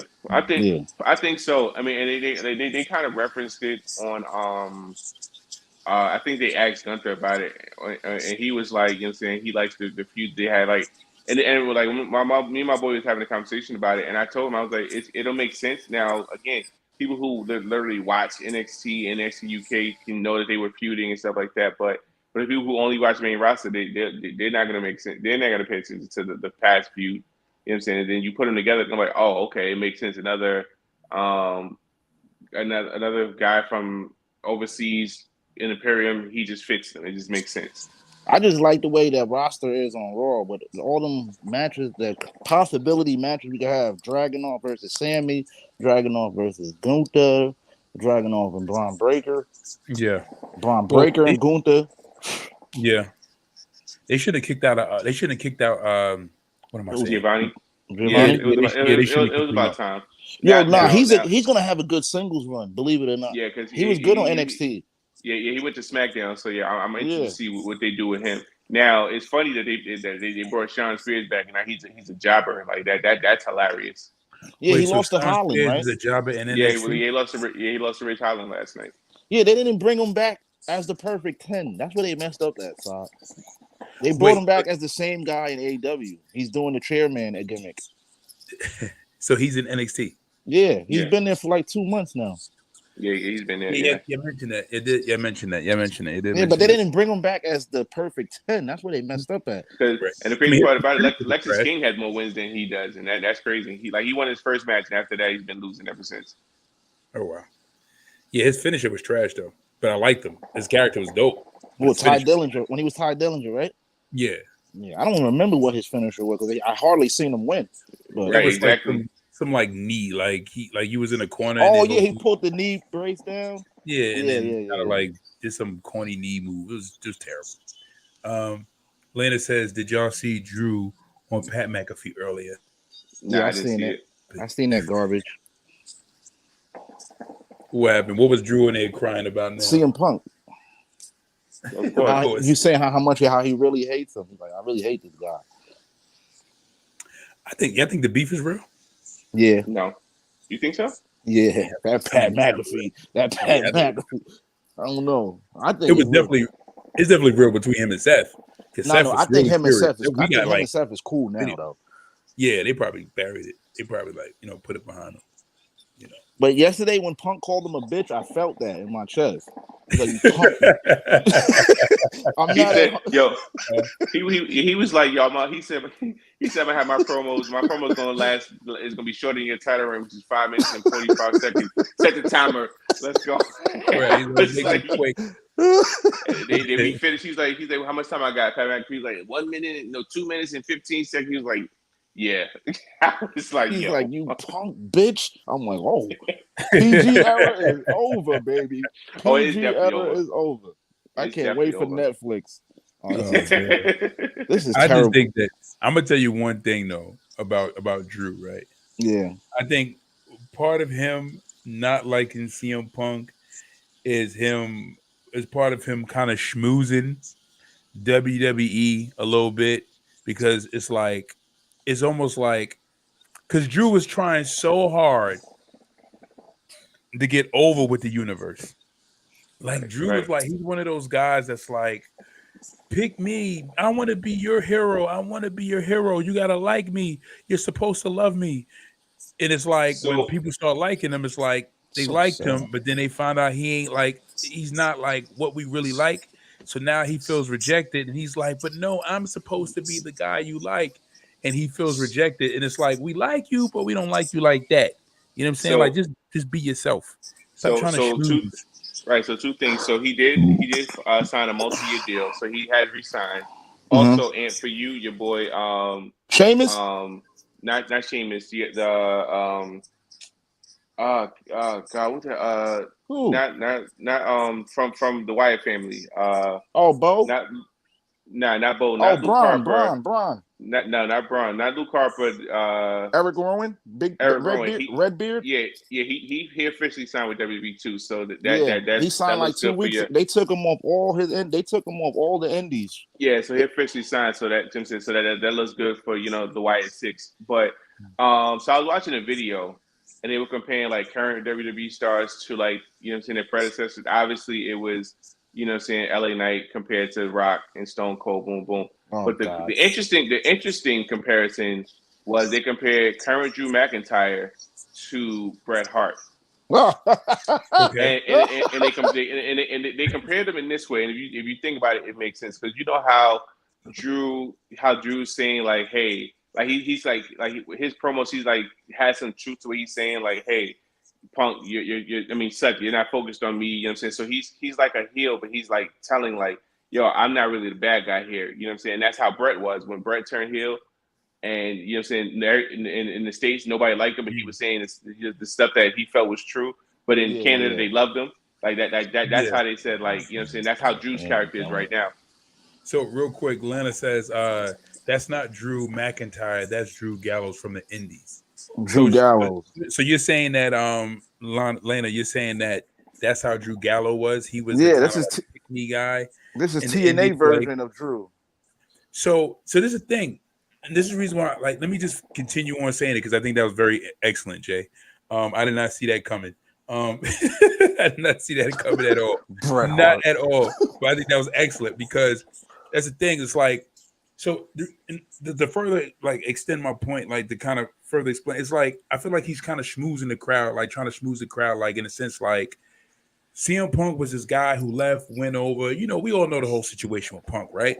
So I feel like he's trying to like pander to the hardcore WWE fans, like, yo, I know you like this guy, but we really hate this guy because he abandoned you and he went over to another company and he tried to, put this company out of business and he tried to downplay this business. Don't you hate these guys? Don't you hate this guy?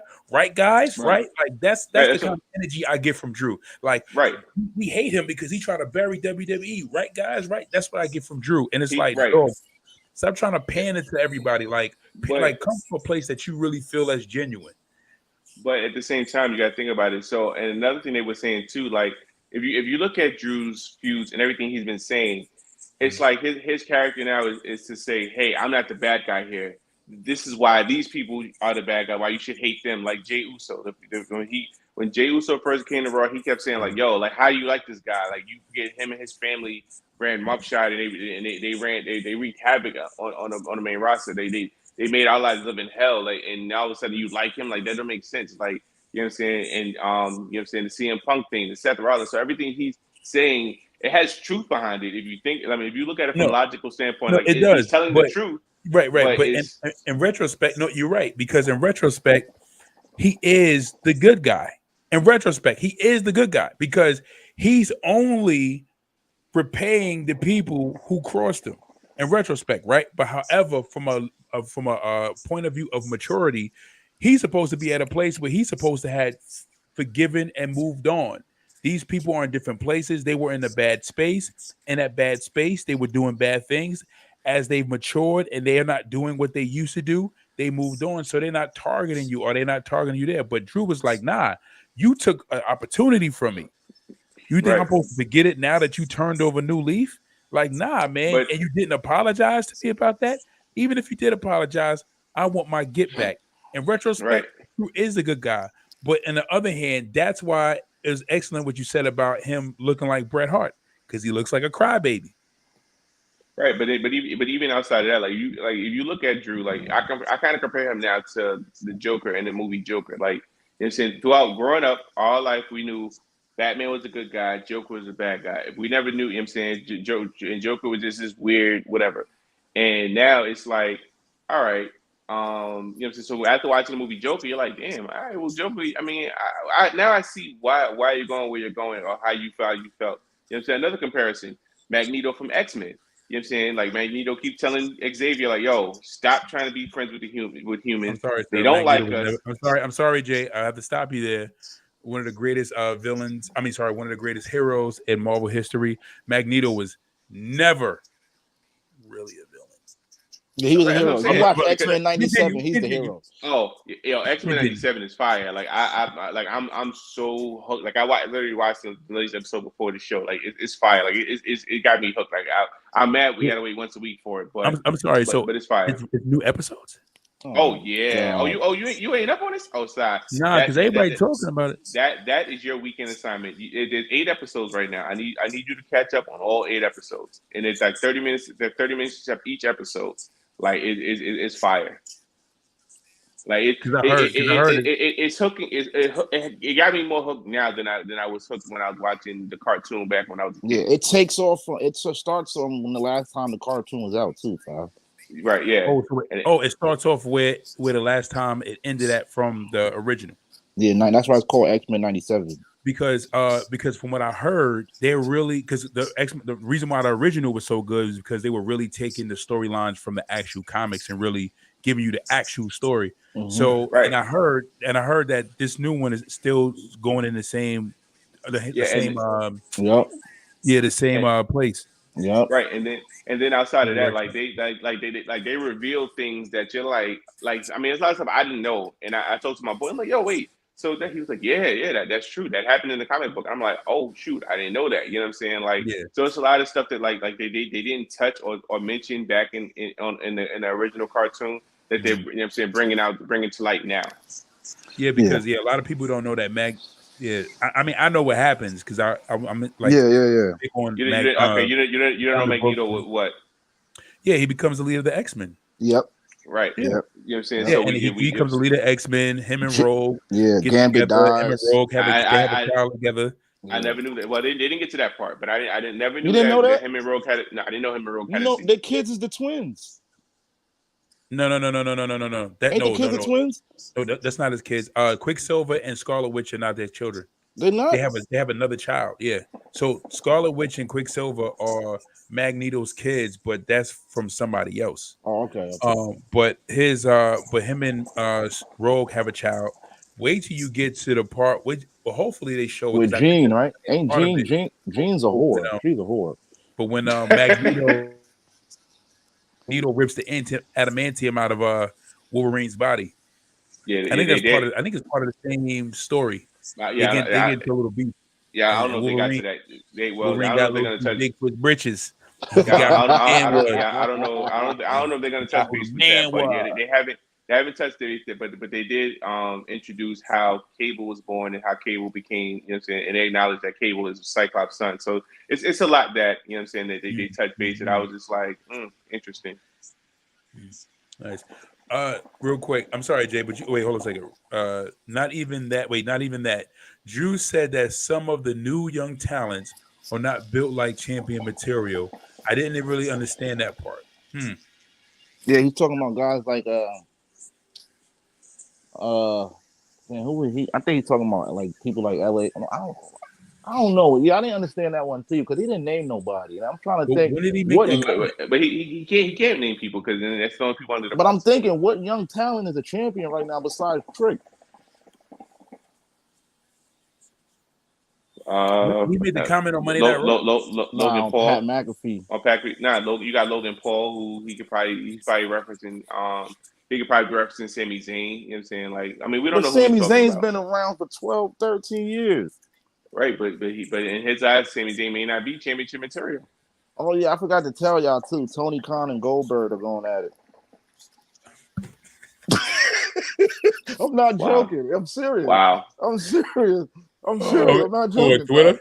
They go back and forth on Twitter? Yeah. Oh God. So apparently Goldberg tried to go to AEW. Okay.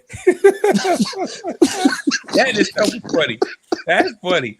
Okay, I'm listening. So apparently Goldberg tried to go to AEW, and at the time, Tony Khan said something like, "Oh, not right now, but we are interested in working with you."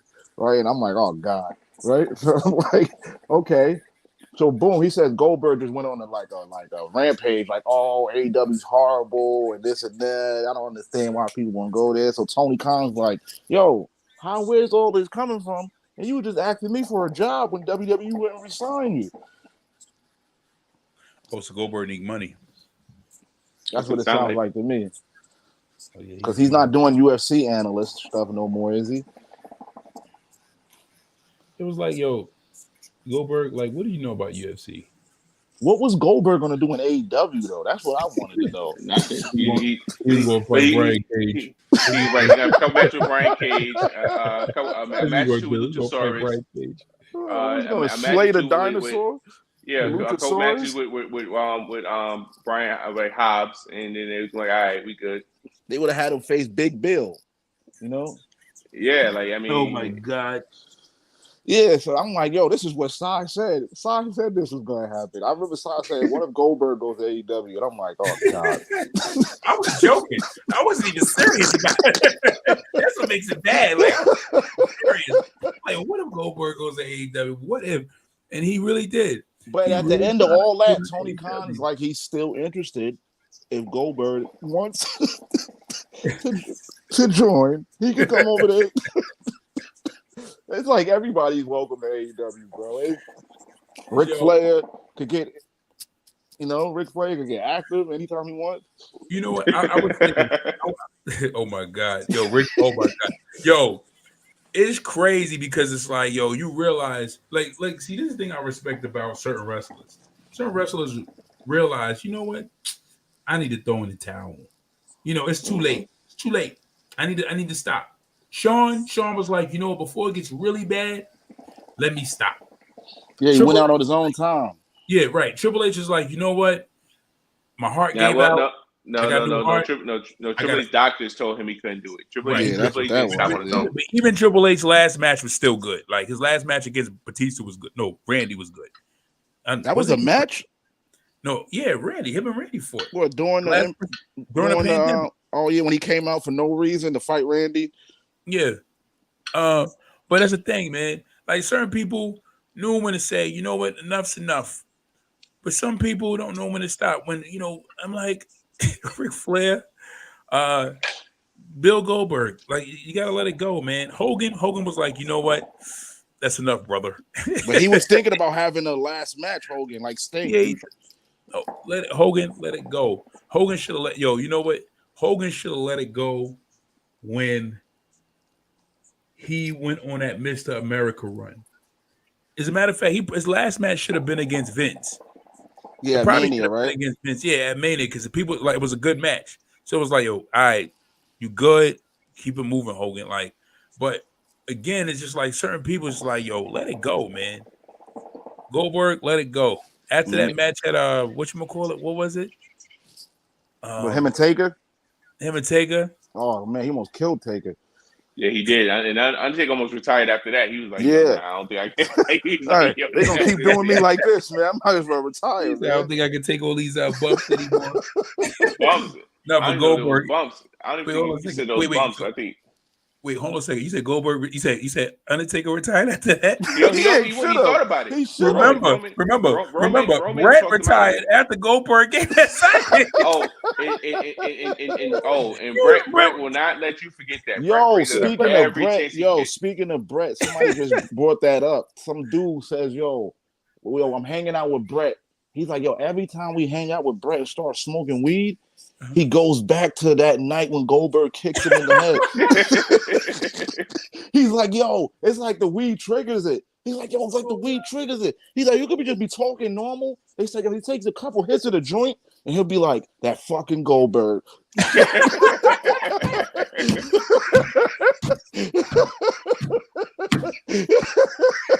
Oh my God. And they said it's like randomly, like everybody be quiet, they'll pass him the joint or the blunt or the whatever, and he'll be like, and he'll be sitting there and blow out his smoke and be like, damn, if it wasn't for that fucking Bill Goldberg.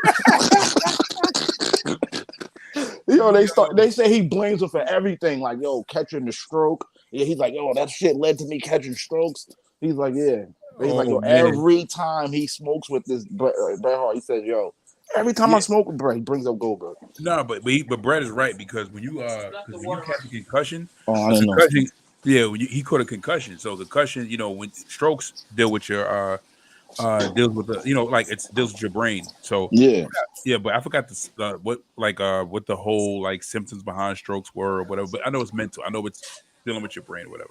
Like a clot in your brain is something like that, or a small clot in your brain, or whatever. Oh, but anyway, but all right. So speaking of the nostalgia and stuff like that, I got something for you. I'm gonna send it to y'all. Wait, hold on. No, wait, hold on a second. I'm sorry. So I don't mean to cut you off, Jay, but the whole Goldberg thing, man, he retired Goldberg with the sidekick. I mean, he retired Bret with that. Him. Yeah. Bret was never the same after that. Yeah, but I forgot what I was going to say. Go ahead, Jay. I forgot. I'm surprised he walked out the ring that night. It didn't look like nothing was wrong with him. It did. But they said, saying when you got a concussion, like sometimes you like Miz had a concussion when he fought Cena and nobody knew. Like Miz didn't find out till after the fact. Saying that he had kind of. Oh, he was trying to say that's why that match was trash because he had a headache. No. Well, he got the concussion like at the end of the match when Cena went and speared him over the or tackled him over the barricade and he hit his head on the concrete. He said at that point he had a concussion, but he didn't. He said he don't remember anything after that point. Oh, wow, but the funniest thing about that story was that Bret was like, he says to Goldberg, he was like, yo, please don't hurt me. And he said, we go out there and the big dumb idiot hurts me. Yeah, that's what he says. He was like after that match, he said I had to retire. But Bret was like in his 40s at the time. So Bret was really old. Like I can't wait for him. I can't wait to hear him to talk about this new the rise and fall of WCW. I know he's gonna bring that up. Of course he is. The reason why WCW not here because Goldberg kicked me in the head. I could have, helped that company on my. I could have put the company on my back and rode it into the sunset. But no, Goldberg want to kick me in the head. I told him don't hit me. You know the reason why Vince McMahon and Shawn Michaels double crossed me at the Bobby 30? That damn Goldberg. That damn Goldberg with Bret. Damn Goldberg. Bret, that happened after. Him and Ryback. I know they were working together. Yeah, him and that damn Ryback. Him and Ryback sparring in the ring, trading moves. That's why everybody gets injured every time they wrestle. Oh God. The same damn move set. Yo. Poor Bret, man. I feel bad for him, bro. But you know what? But Bret, this is what I want to say. Bret definitely. I understand the reason why Bret was so bitter behind it, because Bret didn't want to retire. Yeah, not at that time. He was only 40. Yeah, not at that time. So the fact that he got hurt so bad, and it put him in such a bad space where he could not wrestle anymore. Yeah, that ate him alive, man. Because I heard that Bret was trying to come back to WWE, and Vince wouldn't let him come back, even after he went to WCW and went through, his whole run and everything. Vince, he said that Vince wouldn't let him come back. Yeah, I wouldn't either. But it's probably because of that. Man. Yeah. Right, yeah. What are you gonna bring him back as Stardust? That's what he should have did. Should have made Bret Stardust. Yeah, right. With Bret as Stardust. Stardust. Oh my God. But Bret couldn't come back. You know why, right? He did have a match against Vince, though, didn't he? No, he did. He came back years after But you know why he couldn't come back prior to because of Sonny? No, because that damn Goldberg. That's why. Goldberg was there. Goldberg called Vince, was like, "Don't let him come back." And he's like, "All right." Give him another concussion by turning down his contract offer. Goldberg, Vince probably asked Goldberg, so if I bring him back, will you be able to kick him again? Are you gonna play nice? Yeah. I don't believe you. Yeah, Bret. Sorry, I can't do it. Henry says Bret fell riding a bike and caught a stroke. Yeah, after that. Yeah. He did? Yeah. That was how he caught that stroke. He was riding his bike.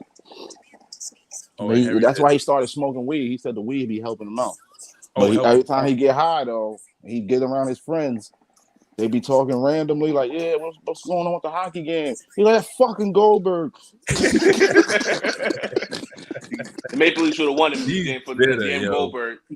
That's stress because a stroke can be caused by stress, holding in stress. One of the things that can trigger an aneurysm or a stroke is stress. Those are one of the highest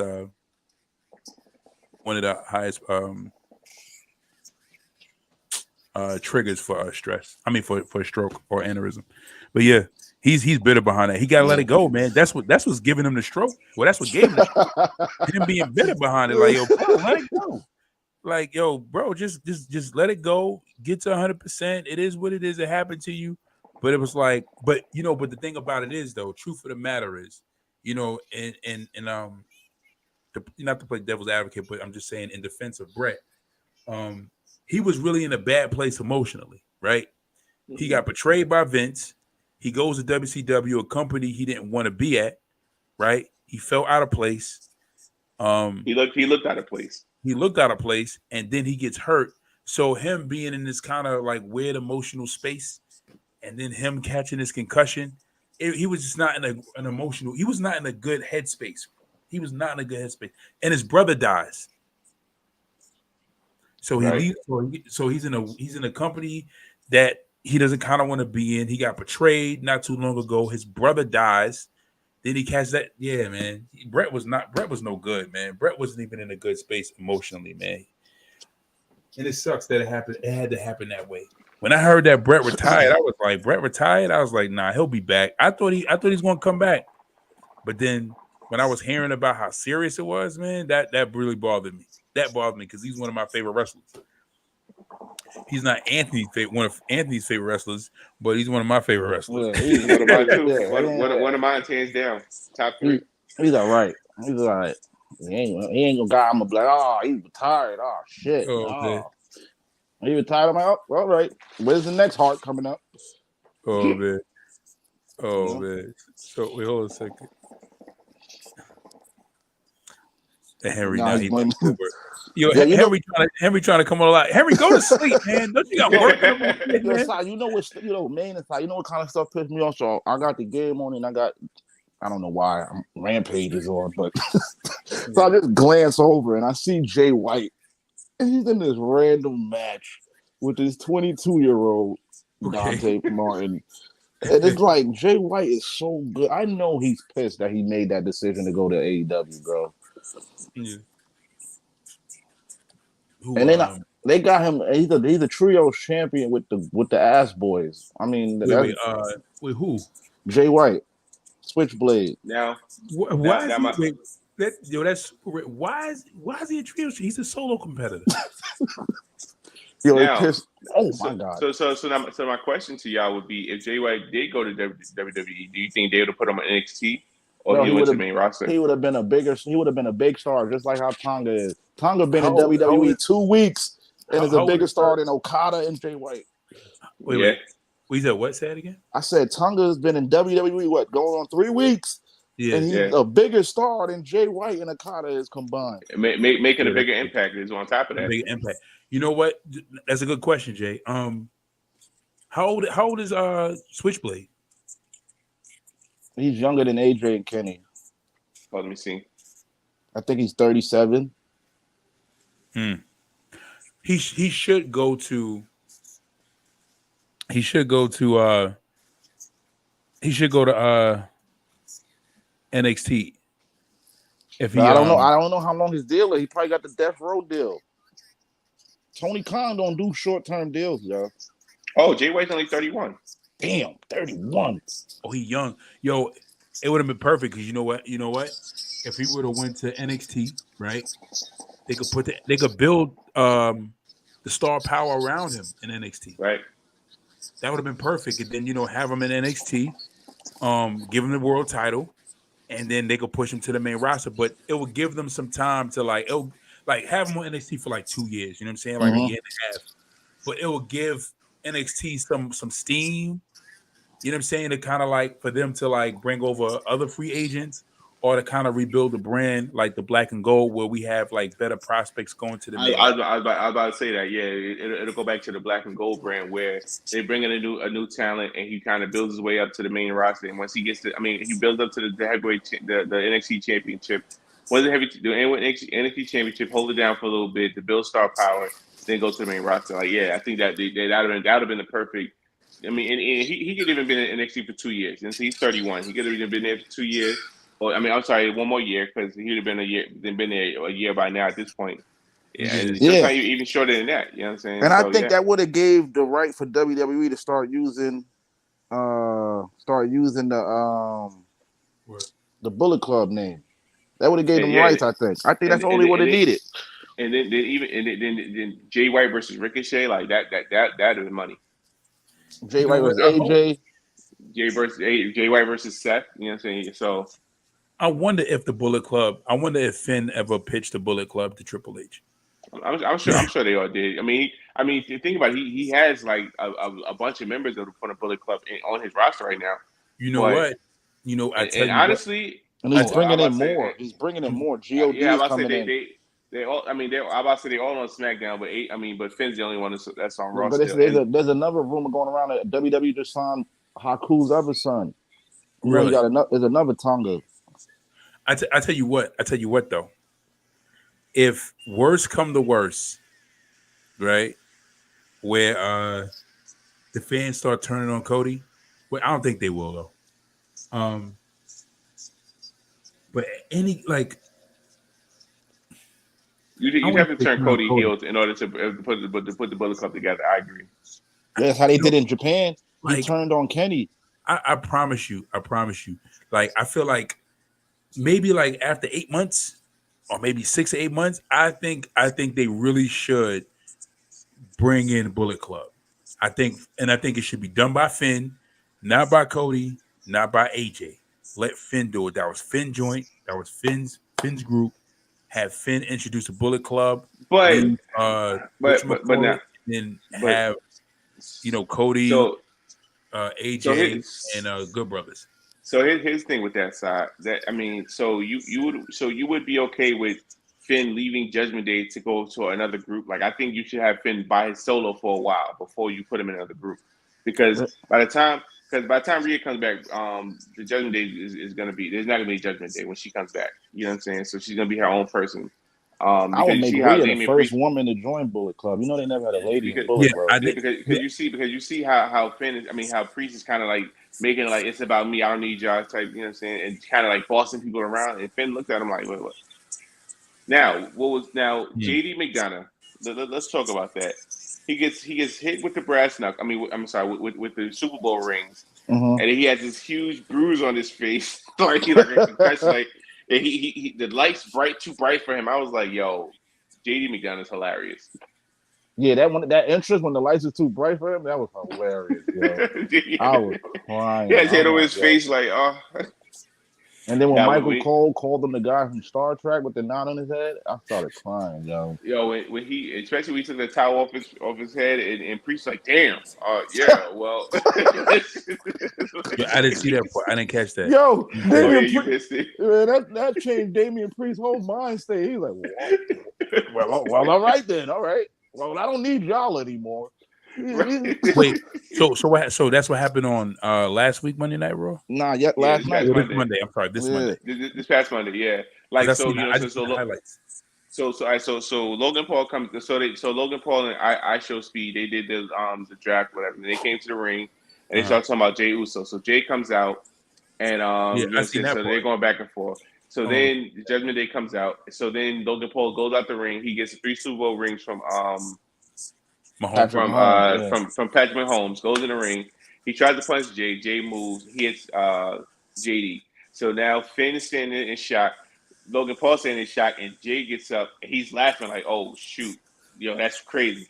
So then Finn looks at him. He realized that. So then him and Finn. So then they start jumping Jay, and then Braun comes out, and then Braun confronts Patrick Mahomes, and you know what I'm saying. And his offensive lineman get up. So yeah, it was pretty hilarious. Yeah, it was pretty hilarious. So what happened to so then what happened backstage? I seen all that, But so Oh, what happened priest backstage? comes, to do his priest thing, and then JD takes the towel off his head, Yeah, and he sees the because knot on it. And he's like, Priest is I don't need y'all Priest no more. because Priest is telling Priest is telling about the tag match, like, yo, we need to stay focused, need to handle Judgment Day business, da da da. So they're like, are you good, JD? He pulled $6. He's like, huh? Priest is like, damn. Well, he was like, well, he said, well, let's just go in there and handle Judgment Day business. Like, I'm gonna handle my business. Y'all just handle what y'all gotta handle. Yeah. Change his right, whole so- mind state, yo. Henry wants to come back in. Changed his whole mind state. Finally, man. Changes Priest's whole Damn. mind state. But I like the fact Word. that he's saying how I he thought I don't was need. gonna get in because of Goldberg. I like the fact how he said he don't need them no more. Though I love that when he said that. That's what I'm saying. So Yeah. and it's going to cause a lot of tension and turmoil. So Damian Priest said it out loud again. That I don't. He Yeah. said Nah, it he basically, he's just letting them know, like, again. The first time he said he don't need them, but on Monday he kind of reiterated, like, yo, like, I'm good. Like, I don't need y'all to fight my battles. I can handle Jay on my own. You know what? I'm gonna be honest with y'all, and this is what I wanted to mention real quick. Lana says, Lena says, I heard there's a trade going on. Yeah. So I have an article that I can read it if y'all want, but yeah, it's about read the article. What is it about? It's about the trade. Hold on, let me pull it up. Okay, this is like a trade for superstars from Raw and SmackDown? So they said WWE's plans unveiled for additional trades post-draft. Bless you.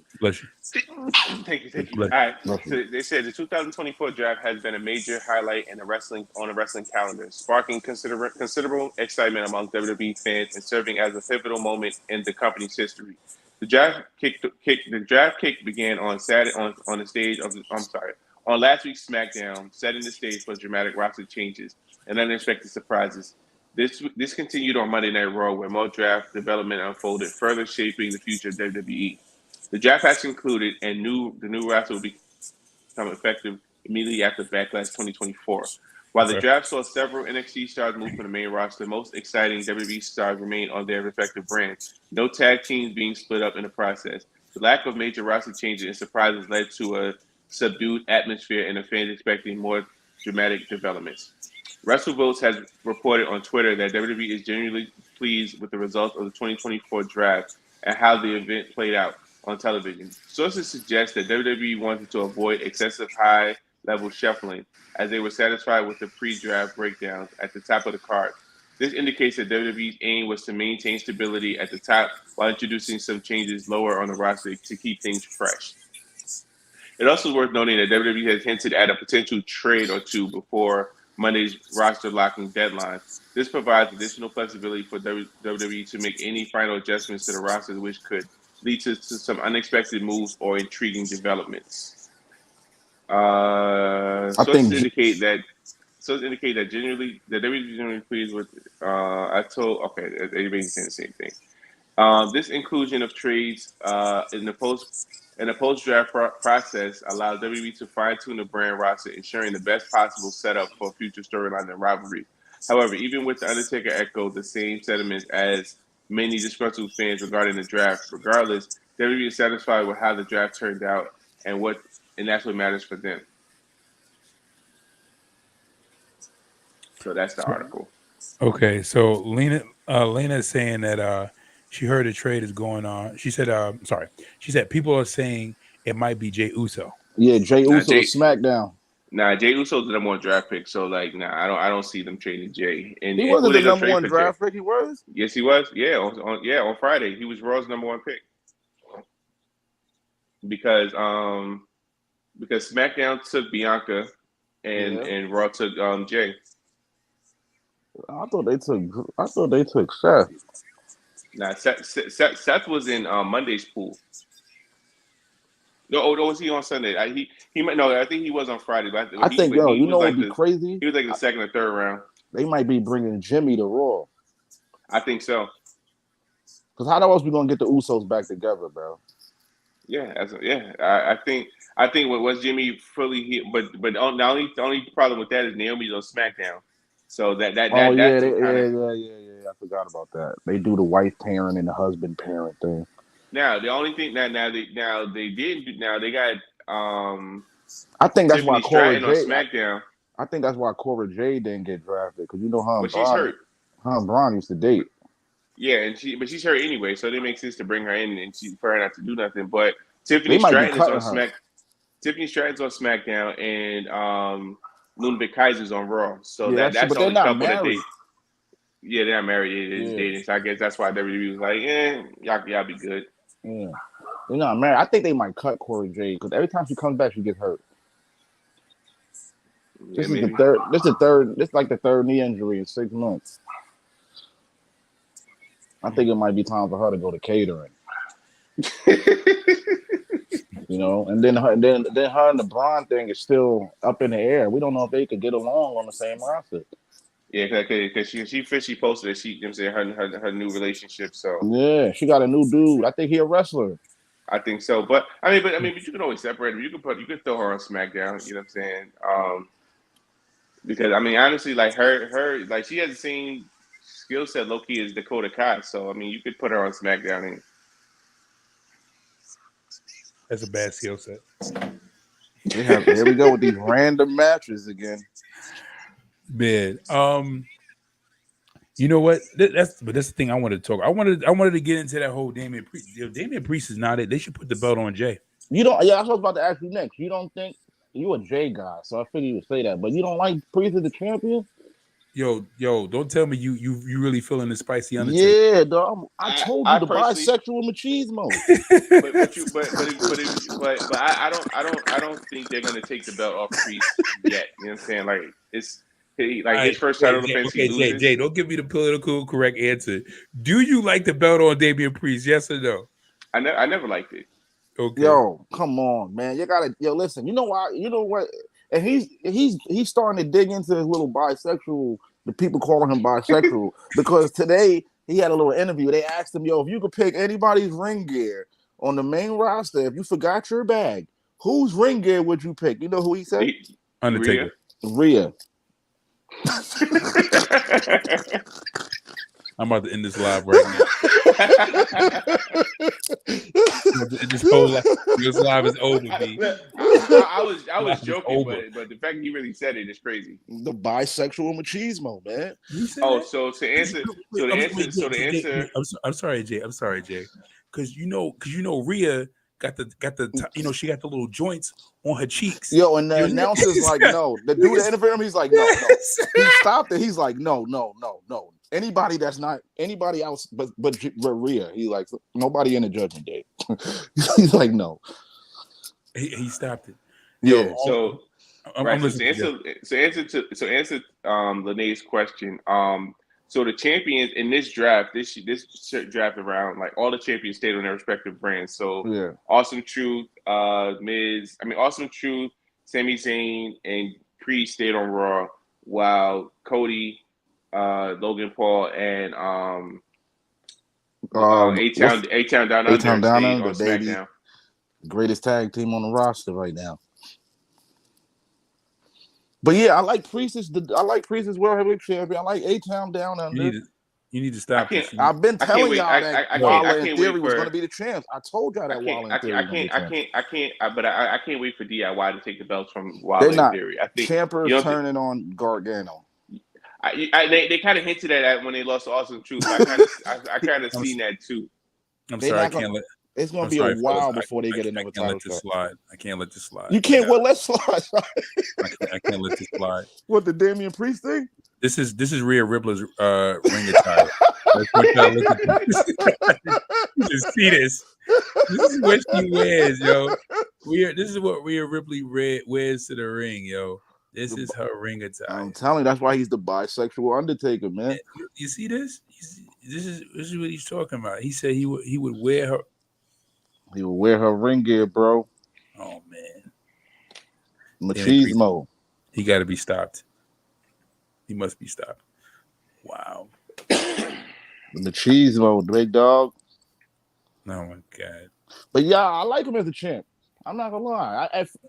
I was cheering for him at WrestleMania when he cashed in. I'm like, yes. I was cheering for him. Yes. I was happy he got the championship, But really, listen, he went face to face with Jay, and I was just like, no. I was like, yo, the wrong person has the title.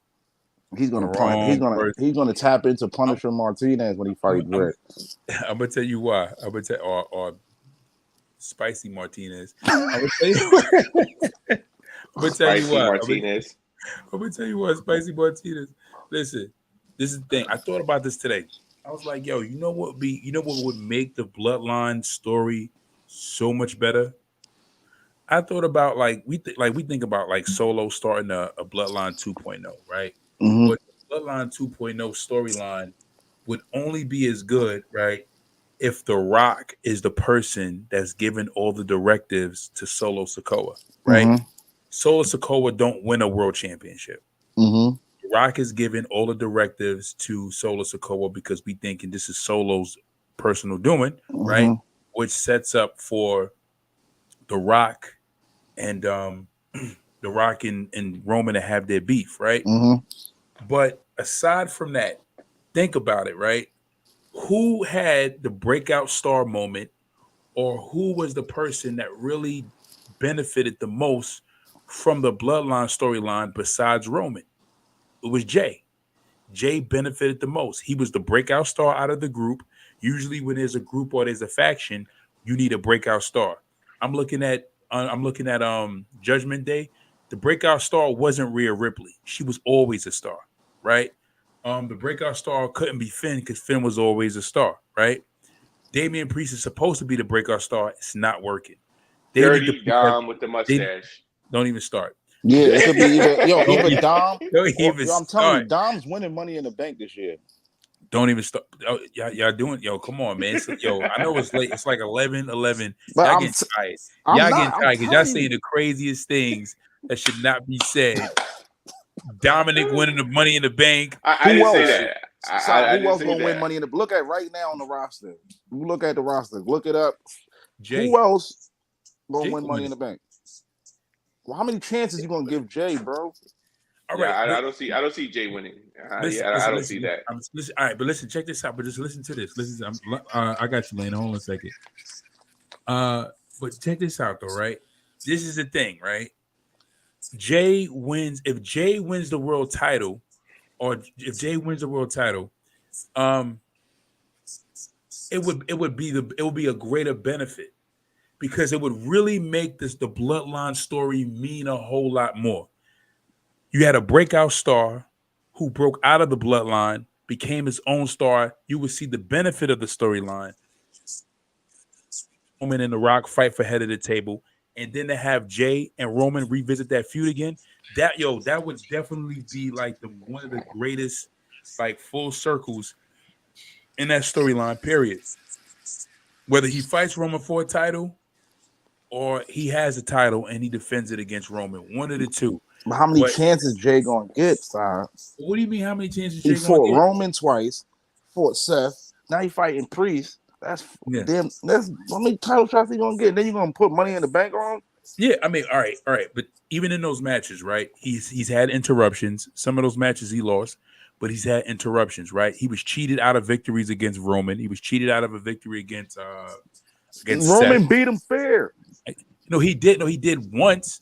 But other times, he did. No. Every time the I Quit match, he put Jay in the Fiend and he put Jimmy in the chokehold. Yeah, the guillotine front face. That was fair. Yeah, and you're saying and then the SummerSlam match. I'm sorry, Jay. That wasn't fair. How? He cheated because Jimmy wasn't even in the match. He should never been in the ring. He was trying to save his brother. That's the whole point. But next time, you gotta let your brother fail. You can't always be there for your brother.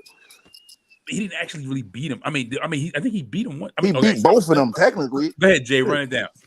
I'm sorry, Jay. All right, so the money. So the Hell in a Cell. You know what I'm saying? Jimmy. You know, so that's when Jimmy came out and you know what I'm saying? He tapped. I mean, he quit. Then SummerSlam. We all see Jimmy came out and interfered. Damn, Jimmy didn't interfere in all his title matches. Anyway. Exactly, like everywhere he goes. This guy's like a Now- cockroach. You can't get rid of him, man. I want to say Seth's match was fair. I don't remember. I think Yeah, that match Seth was like match fair. was fair. The Now, Seth match, but when he fought Gunther, you know what I'm saying, Jimmy interfered. right? When he, you know what I'm saying, then There was who another the world other one? title match. When they There lost was the another tag title titles, match he when had. they lost the tag titles, didn't Not Jimmy really the tag interfere? title. Yeah, he interfered there, but he also interfered when he fought Gunther. He interfered, and Jimmy had another. He had 2 against Roman, 1 against Seth, and then now Priest. And if Jimmy interferes in this match, I don't think it's gonna be Jimmy. I think it's gonna be Jacob. probably. Nah, Jacob- this is the thing though. Like they're gonna run it into the ground, and that's what's gonna kill. Nah, Like, it's better if he keeps trying to get it and then the family keeps interfering. Then he gotta call Jimmy like, yo, I can't do this by myself. We gotta do this together. no, We gotta go get Roman. We gotta get Roman. Look, all right. This is the reason why. This is the reason why I'm saying it's almost like that's like equivalent. Even though they're brothers, right? Yeah. That's almost like saying Shawn Michaels wouldn't have been able to beat Bret Hart Mhm. if Marty Jannetty wasn't there ringside.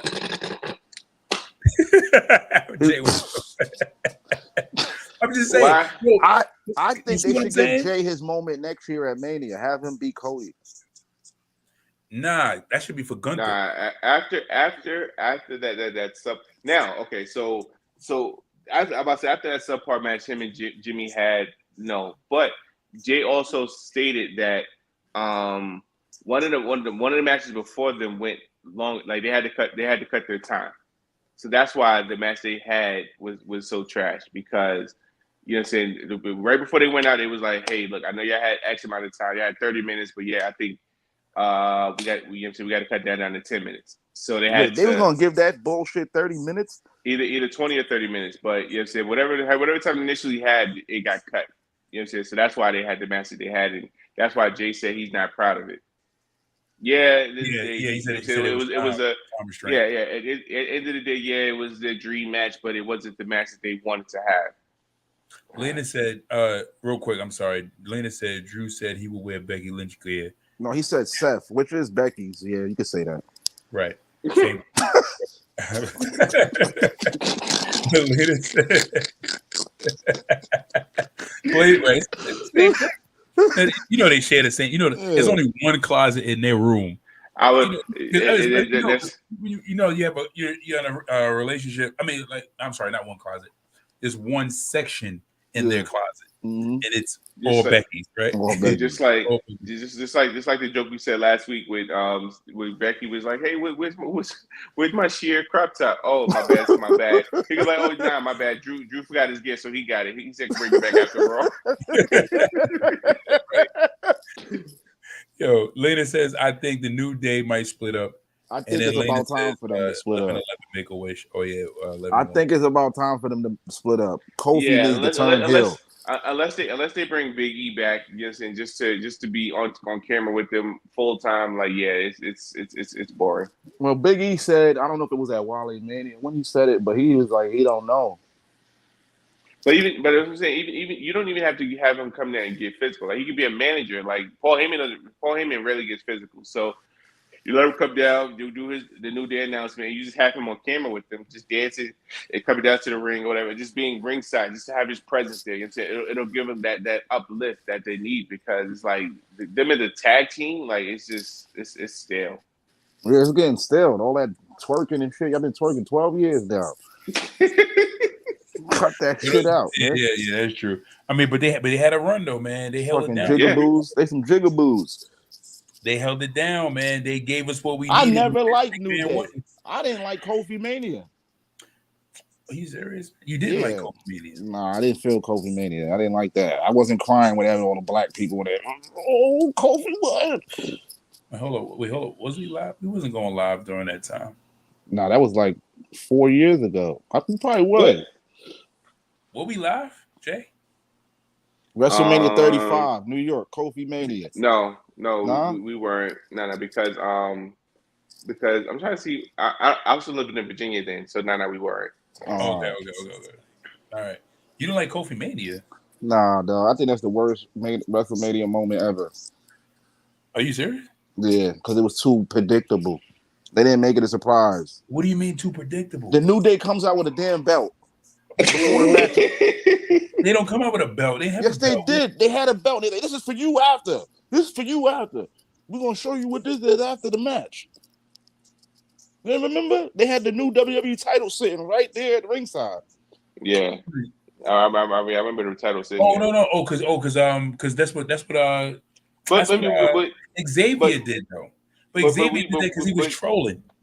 Right, but we already knew that Kofi was gonna win. You know what I'm saying? Based off everything, it was common sense. No. I'm But tired of giving guys titles because they've been busting their ass, getting jobbers for 10 years. Hold on a second. Nah, but there's like a whole situation behind that. Like Kofi was not gonna win.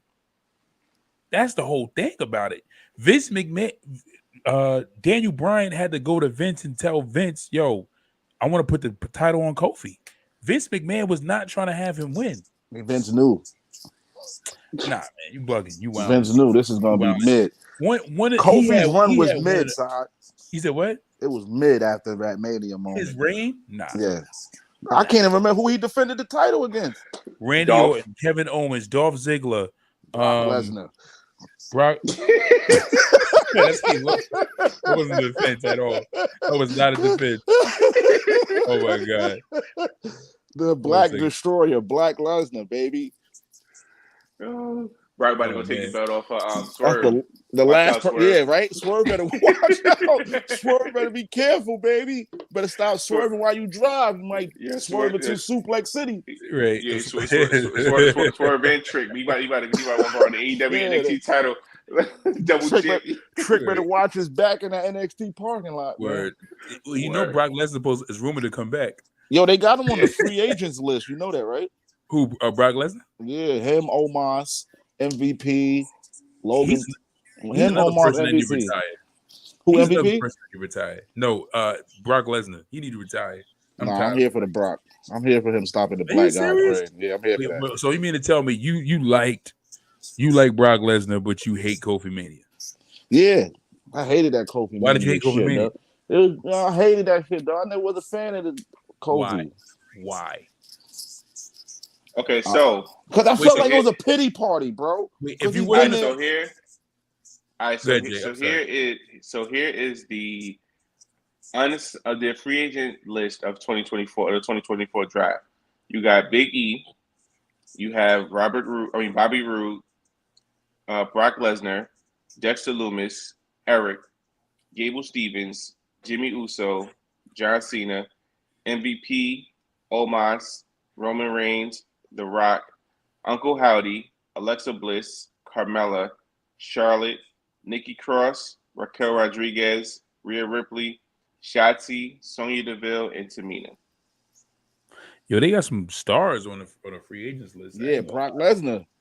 They got Brock, they got Roman, they got Rhea. I mean, they all injured. Big E, MVP. Omos, I don't know what they're doing with Omos, man. So Big E, Robert Roode, Eric, Jimmy Uso. Eric's hurt, yeah. Charlotte Flair, Rhea Ripley, Raquel Rodriguez, Shotzi, Sonya Deville is all injured. Expect Charlotte in the next couple of weeks, though. She's running so Lena's saying that Ivar was busting by Holla Cheeks. That's why she hasn't been on TV. She's pregnant. Yeah, she's pregnant again. Yeah. Oh, so they together. Yeah, they've been a couple. They live that Viking life in real life too. And Carmella, Carmella and Alexa Bliss are maternity leave. Yeah, Carmella, Carmella. And Tamina, Nikki Cross. Tamina retired. Now she's inactive. It says inactive. So Tamina's inactive. Nikki Cross is inactive. Roman Reigns is free agent. Gable Stevens is inactive. Dexter Lumis is inactive, and Brock Lesnar inactive. Yeah, nobody wants Gable Stevenson. Cena's in Hollywood. Omos MVP is inactive. Rock is Hollywood, and Roman Reigns is hiatus. You mentioned The Rock being on the roster? Yeah, Rock is on the free agent roster. Yeah, he's on the free agent roster. Yep. He'll be back the day after SummerSlam. Yeah. All right, so we in the 2-hour mark. Time to wrap up because I gotta wake up early too. Yeah, me too. I start work tomorrow. Yeah. Yeah, I got a little trip tomorrow, so yeah, I start work for the mayor tomorrow. You work for the mayor? What you gonna be doing? Security. Doing his footwork, basically knocking on doors. Knocking on doors, working for the man. All right, man. Well, you know how crooked New York is, so Right. be safe, man. Don't be taking no solid gold bars from Arabs from other countries for bribes. Especially you saying get in for the mayor. Oh yeah, Right. definitely be Don't be careful. taking solid gold bars and expensive cars and luxury items. You know. Who was that? Who was that governor? It was a mayor. It was Jersey, or it was Jersey, right? The What, mayor of Jersey. when The you dude smoking who got crack with the caught. prostitutes? Nah, not him. Oh.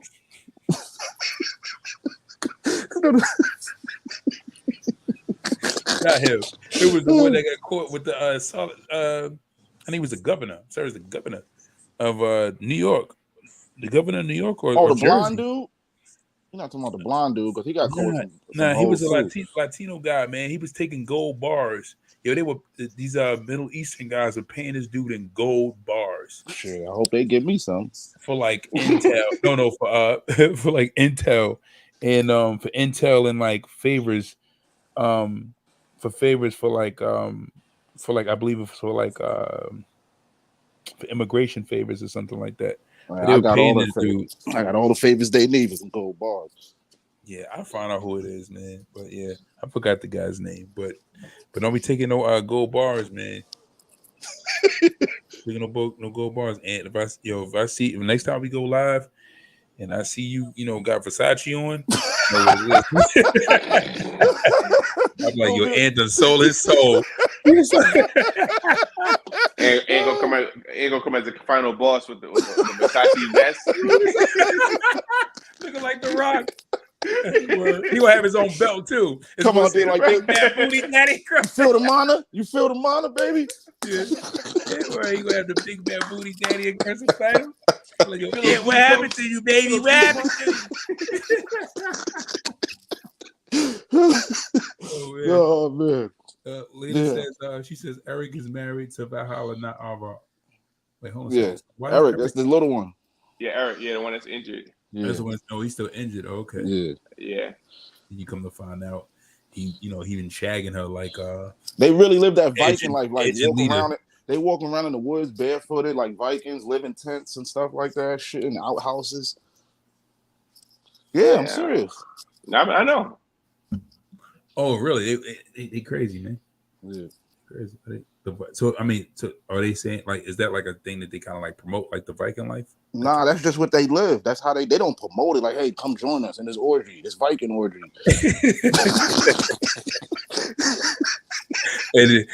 and next Saturday, our special guest, Damien Priest. Next Saturday, Vinnie Mac will be here.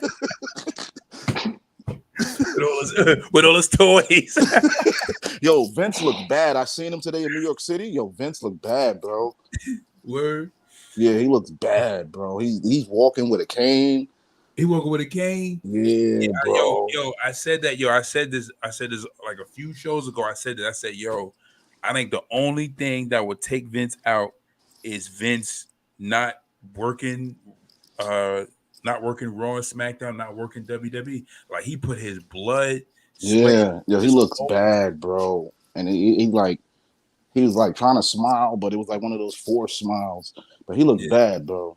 Yeah, Vince. I ain't gonna say that because I don't want to push that on nobody. But I honestly hope that Vince get better. He sold the rest of his shares. Not saying I agree with any of the things that he's done in the past. Not at all.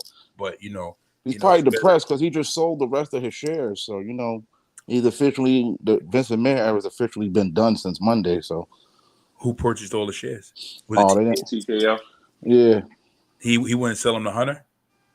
No, he's selling TKO. He wouldn't sell them to Stephanie McMahon. Nah, he's not doing that. And she's been showing her face a lot lately on TV. Yeah, she has. All the shares sold to TKO. Yeah, he sold 274 shares to TKO. And Nick Khan, maybe Nick Khan got it too. Nah, I think Nick Khan showed his shares too. Oh yeah, Nick Khan sold the shares too. Yeah. I heard. Is Nick Khan leaving? No, he said he's not leaving. Nah, he said he's still gonna be with the company. He just sold his shares. He sold all his shares. Yeah. How much? They never Oh, I discussed. don't. They didn't discuss that. Hold on, let me see. Let me see if I can try to pull it up real quick. But I'm sure it's enough for Vince to be walking around New York City like that. I'm sure it's enough. But he looked Vince is in bad New though, York. man. He looked bad, man. He's at Vince is in New York. Yeah, he's in New York with his new girl. But you seen him live in person? Or was Nah, like it's a video that was on Twitter. I'm gonna find it and send it to you. He looks bad, man. His skin looks bad. He's walking with a cane. Not only is he walking with a cane, it's like he's limping. I don't know if he had hip surgery. I think he had hip surgery. Well, when he was with Taker in Dubai, he had a cane, right? For the Fury fight. When he was there for the Fury fight, he was walking with a cane. Let me see. Because If I'm last not time I mistaken, seen him, he had the porn star mustache. he still got the Pepe Le Pew mustache. He still got that. So, all right. So, okay. Nice. It said Right? Vince approximately 8 million shares, consults up to 5% of stock. Yo, man, when he Yeah. was with Taker and at the Fury fight, he had a cane, right? I don't remember. I think he did have a cane, but he just wasn't walking as fucked up as I seen him walking today. He was fucked up. He walks worse than Mike Tyson walks. And Mike Tyson walking fucked. I don't know how Mike. You see him, right? Yeah, I'm about to share right now. His skin looks pale. He looked like he had a whole night of party on Ric Flair and then woke up the next morning. Oh, Vinnie Mac. This guy is a loyal guy, that guy right there with him. That guy's been with Vince for like 30 years, bro, since I was like a kid, and he still looks the same. Oh, really? Hell yeah. Oh, damn. So he going down with Vince. That's what you go right down with him. And he was like, you been with Vince how long? Yeah, put him in cuffs. Yeah, throw him in jail. Yeah. Yeah, I didn't know. No, you knew. He was his privacy. Yeah. I just opened the door for him. Yeah, Before we go, I gotta end this. I gotta end this show with the last joke. So y'all know Hulk Hogan found Jesus, right? Yeah. All right. So so he's on the 700 Club the other day, and they was like, "Yo, what made you find Christ?" Listen to this. He says, 2 days after Roddy Piper died, right? He said Roddy Piper sent him a voice message on his phone. Yeah. So I'm saying, "Listen, brother, I'm up here walking with Jesus, brother. Just walking with Jesus." And then he hung up. Wow. He ain't say that. Come on, Ed. Yo, that's my word. That's my word, bro. I'll send you the episode. You can watch it yourself. He said, Roddy Piper. I know why he said that. What he meant to say was, what he was trying to insinuate was that, because I think Roddy Piper started going to church, he got saved. No, he meant Roddy Piper died and sent him a message from heaven to his phone and said, "What you doing right now, brother? I'm walking with Jesus, brother. I'll call you later." Oh my God. Nah, I mean, because Christians, I'm a Christian, I'm a believer. Yeah. So that's a terminology. So you believe that Roddy Piper had one phone call, and out of all the people in the world, he called the person he hated the most. Him and Hogan buried the beef. Yeah, but they wasn't busty. But I would have thought he would have wasted that call on Helicopter Rick. Right. Because he was saying the whole thing.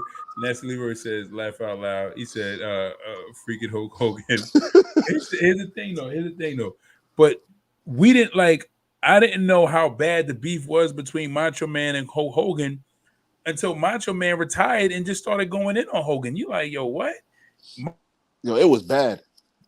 Every time Hogan talked about Macho, he was like, yo, that's my brother, da-da-da-da-da. Like, it was like he never spoke ill of Macho until Macho started coming out and saying all this stuff. And you just like, yo, dude, really? And then you come to find out he got a grudge against Hogan. He blaming Hogan for why they broke up. He like, yo, Hogan was like, I wasn't even there.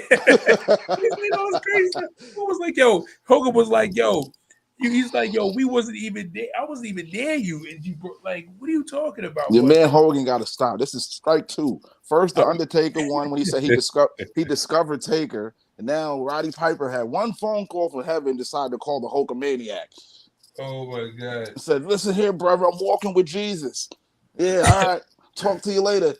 Oh, let me see so. Because I guarantee you, if I find a clip is not going. He's not going to imply that he said that he got a call from Piper. Yes, he is. Son, that shit is going viral on X. All right, if he did, then I've heard of odd things happening before. Yeah, but not from Hogan. Nobody believes anything Hogan said since he discovered Undertakers. All right, and I mean, listen, if he said it, I'm gonna look into all this stuff. You know, Yeah, we're look into it. gonna have a Hogan fact check show, man. Where we gonna fact check all the lies that Hogan supposedly said.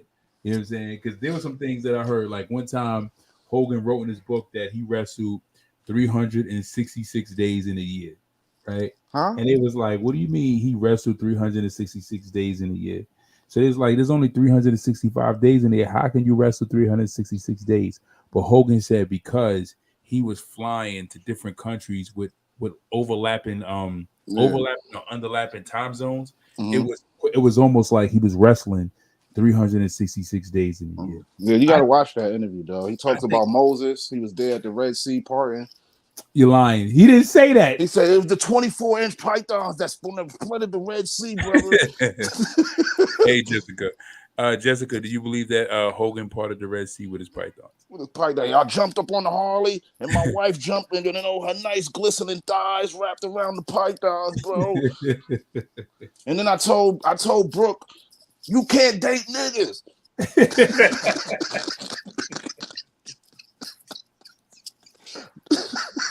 No niggas.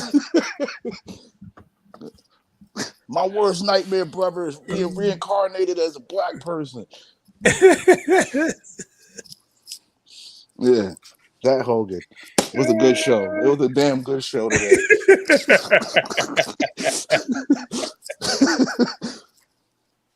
It's a crazy thing where, it's so crazy because I could just imagine, just like say like years ago, if we knew some of this info, I could just imagine Ant being a grown man, going back in time, watching JJ at a WrestleMania, watching Hogan wrestling, and JJ got a Hogan shirt on, and Ant walking up to him, eating a bag of popcorn, like, he don't like you, right? You gonna see?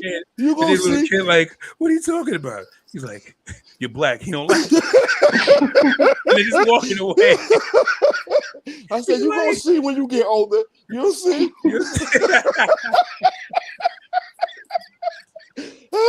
Security carry me out. He's lying to all of us. Oh man, but listen, we gotta go, man, because I gotta eat. Yeah, I gotta clean, and I gotta sleep.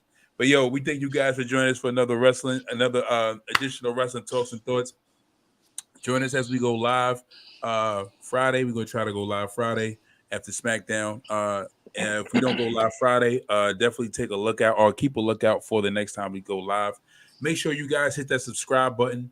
Make sure you guys like. When you hit the subscribe button, you'll get a notification for every time we go live, and you can join in on the conversation as we talk wrestling and hottest topics and what's going on. Drop a comment in the comment section below, and we'll potentially talk about the same things or whatever's on your mind, and we just talk. Signing out. I'm your host, Saheem the Dream. It's your boy, J Mac Main. You already know, man. The big bad The big bad booty daddy. And we'll see you guys later. Deuces.